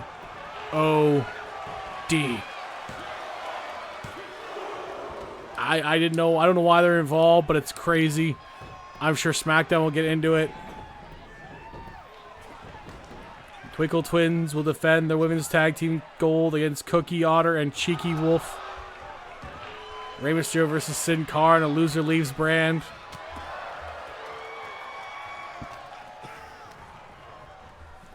Jay White has announced his opponent will be NWO member Macho Man Randy Savage in a no escape cage match for the Men's World Championship. CM Punk, Sheamus, Samoa Joe, Drew McIntyre settle their differences in a 4-way Hell in a Cell. Lashley looking to end it quickly against Strowman. Kick up by Strowman there. The Damn Kings will defend the World Trios titles. There's Lashley being one of them, against Bray Wyatt, Joe Gacy, and Uncle Howdy. Going for the Hurt Lock. Strowman gets out of that. Matt Hardy will defend the the Hardcore Championship in an ambulance match against the unlikely Ultimate Warrior, who went on a big tear recently the last few weeks. I can't wait for Jeff to figure out a promo for that one. Bear hug on Strowman. Strowman getting out of that. Thunder Rosa will defend the Women's Divine Championship. She's still the first ever champion, but she'll defend against Rosemary. That'll be a tough one for her.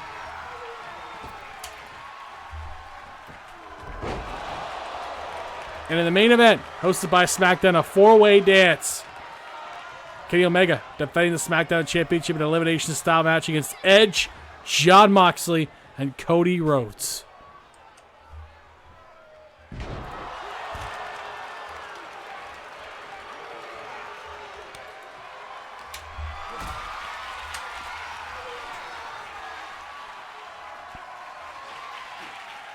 Oh.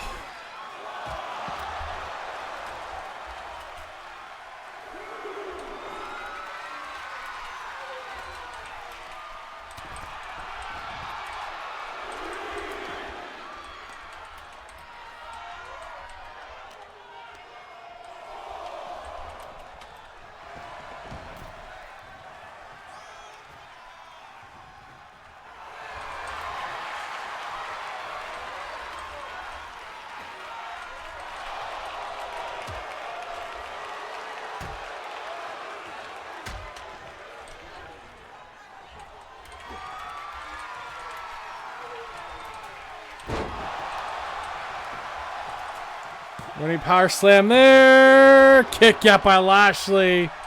Not quite yet. A competitive bout between two big men as we expected.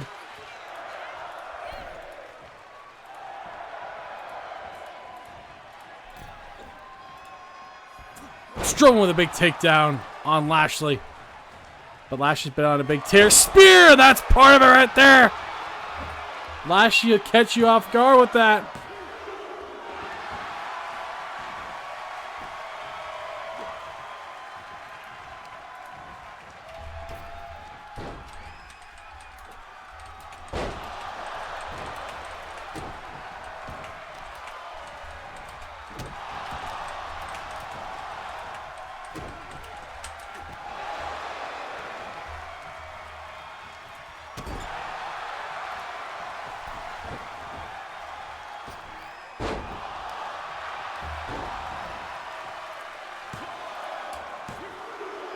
Kick out by Lashley.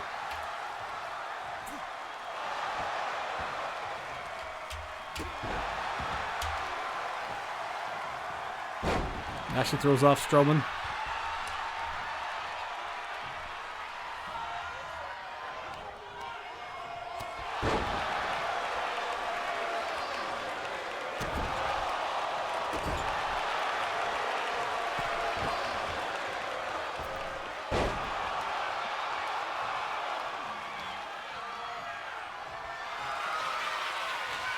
Oh, baby, a spear.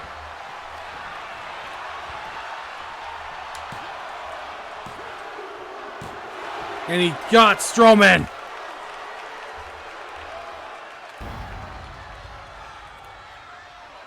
Here is your winner, the almighty Bobby Lashley.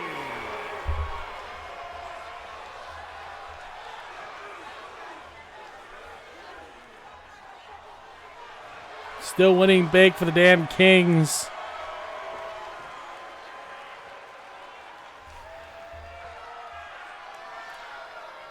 Coming up next, our last match of the night. Macho Man Randy Savage, Six, and Scott Hall told Sting, listen, since you won't join us, brother, since you won't join with the NWO, you find two partners, and we're going to beat you down. We're going to beat you to a pulp. And a trios match in the main event. Who did Sting pick as his partners? We'll find out. Sting turned down the NWO. He's not going to join these guys. It's not going to happen. But he might regret the decision. We'll find out. Who will Sting pick as his two partners to face the NWO?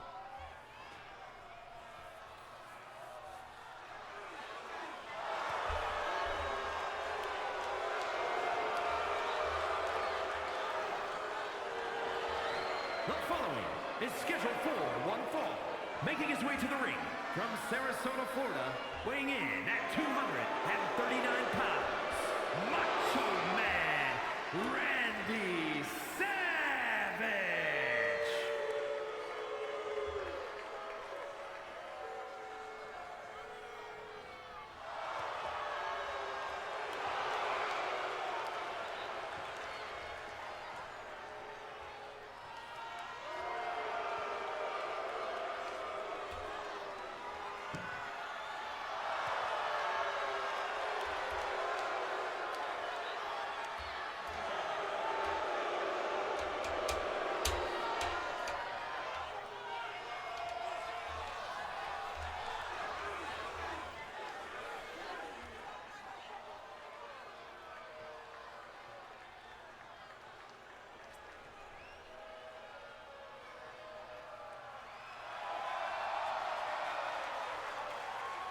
And at a combined weight of 492 pounds, Scott Hall and Six, the NWO.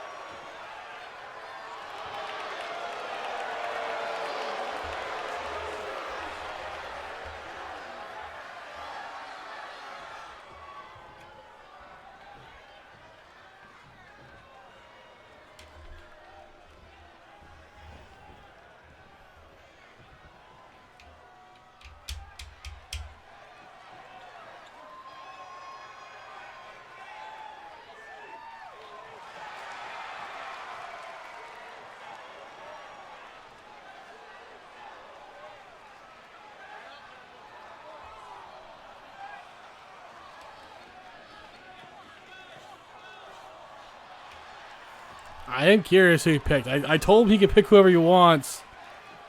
And we'll figure it out for him. So, I don't know.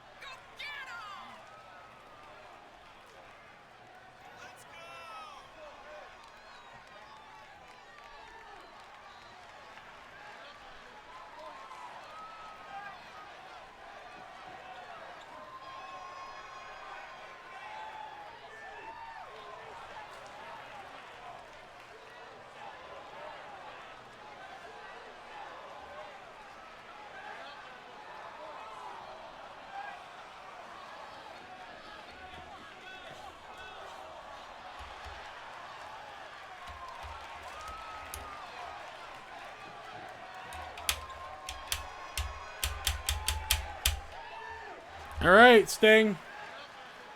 Tell us who you gave us.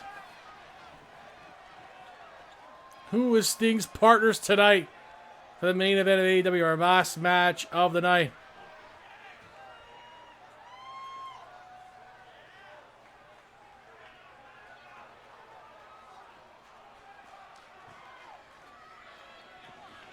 No.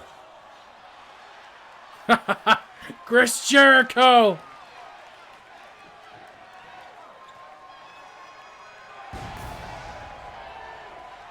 Is it? Is it Chris Jericho? It is! 1-2J is joining Sting.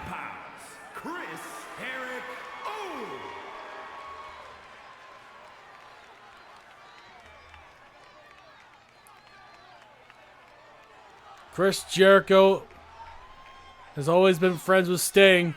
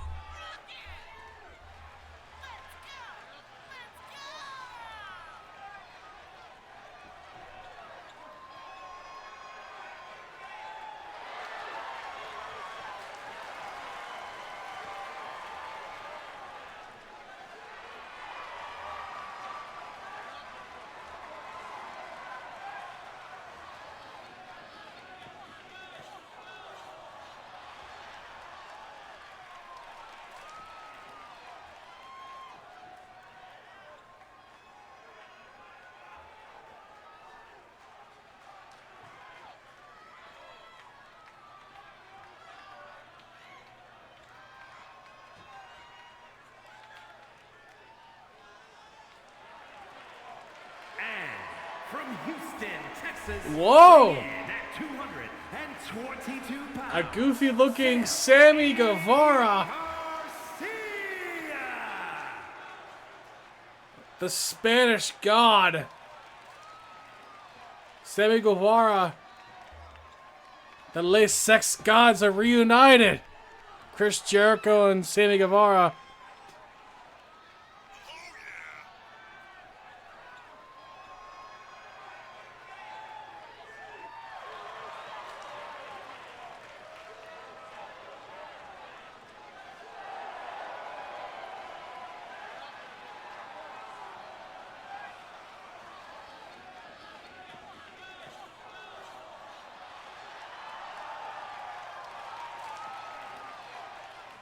Now, based on who's the ring, this is a pretty even playing field. Sting matches up against Scott Hall here, and Jericho matches up with Macho Man.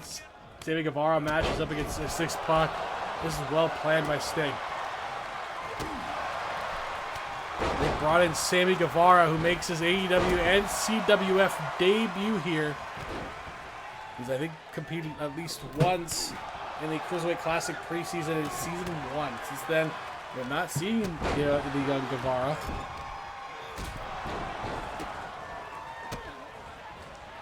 He's been under the tutelage of Chris Jericho for a couple of years. I guess now is the time for him to make the jump.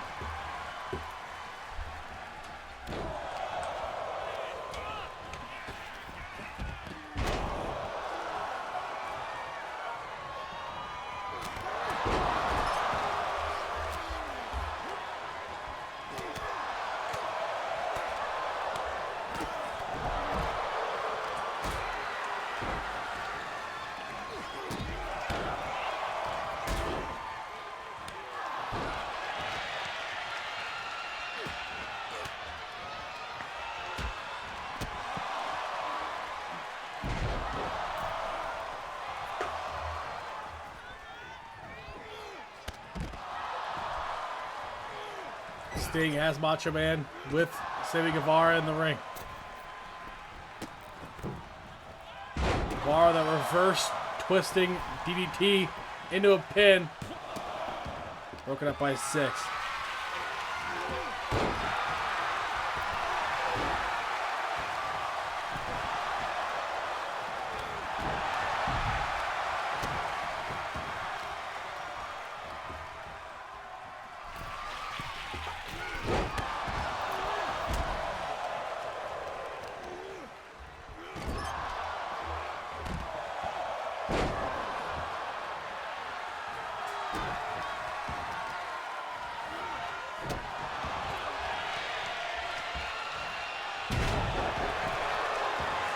Oh, that pin on Sting, broken up by Guevara, saving that match.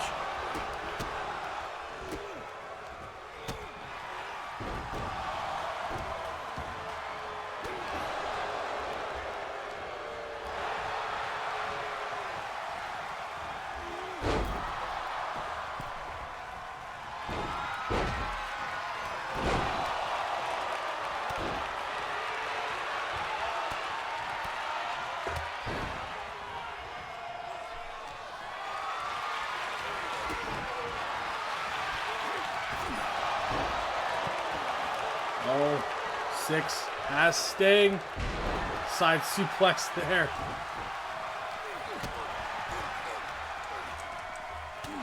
This is going to be another close one plate for us here. No bell will stretch on Sting by 6. Sting gets out of it.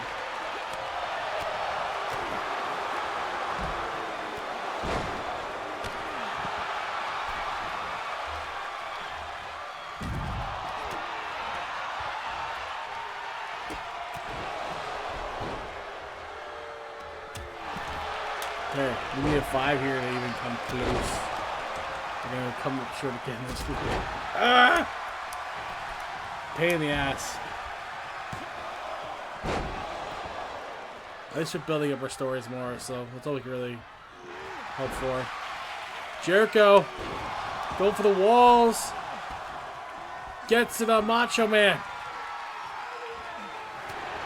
But Macho Man gets out of it. Scott Hall helped a little bit there.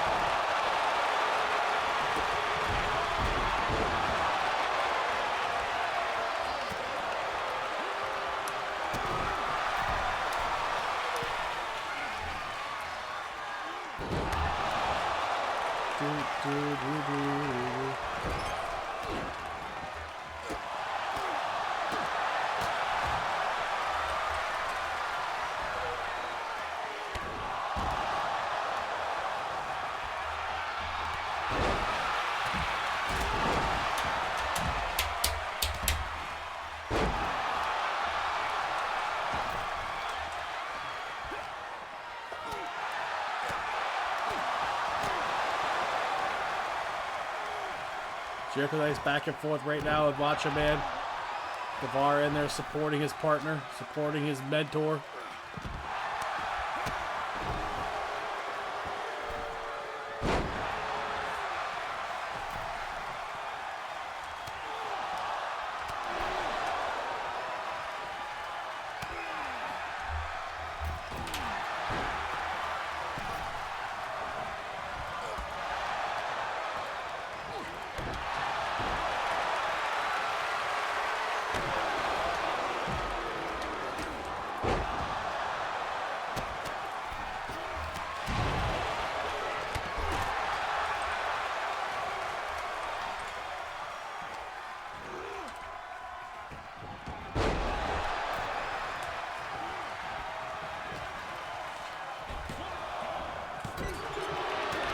Oh, the cocky pin almost actually worked out for them there.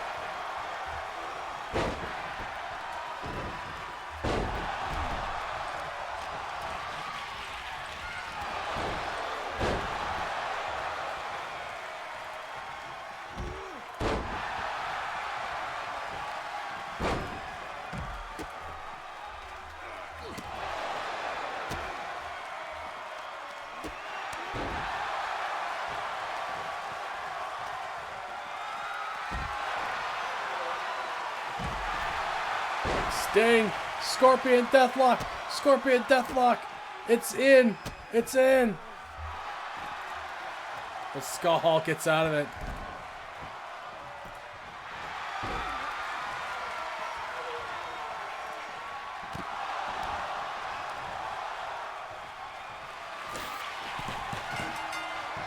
And a Walls of Jericho on Skull Hall. And that gets it done. The latest Sex Gods and Sting get the better of NWO tonight.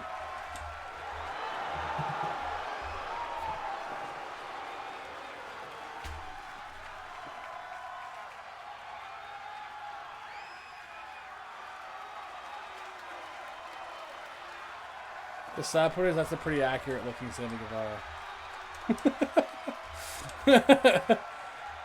It's pretty accurate looking Sammy Guevara.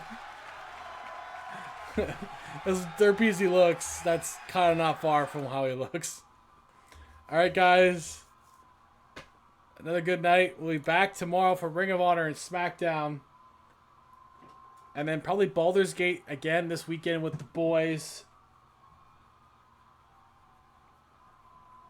So yeah, lots to come still, guys, this week. It's going to be fun. I was supposed to be on yesterday, I know, but I got home late. It is what it is in this business sometimes. Thank you guys for coming by, though. I will see you then. See you tomorrow. Ta-ta for now.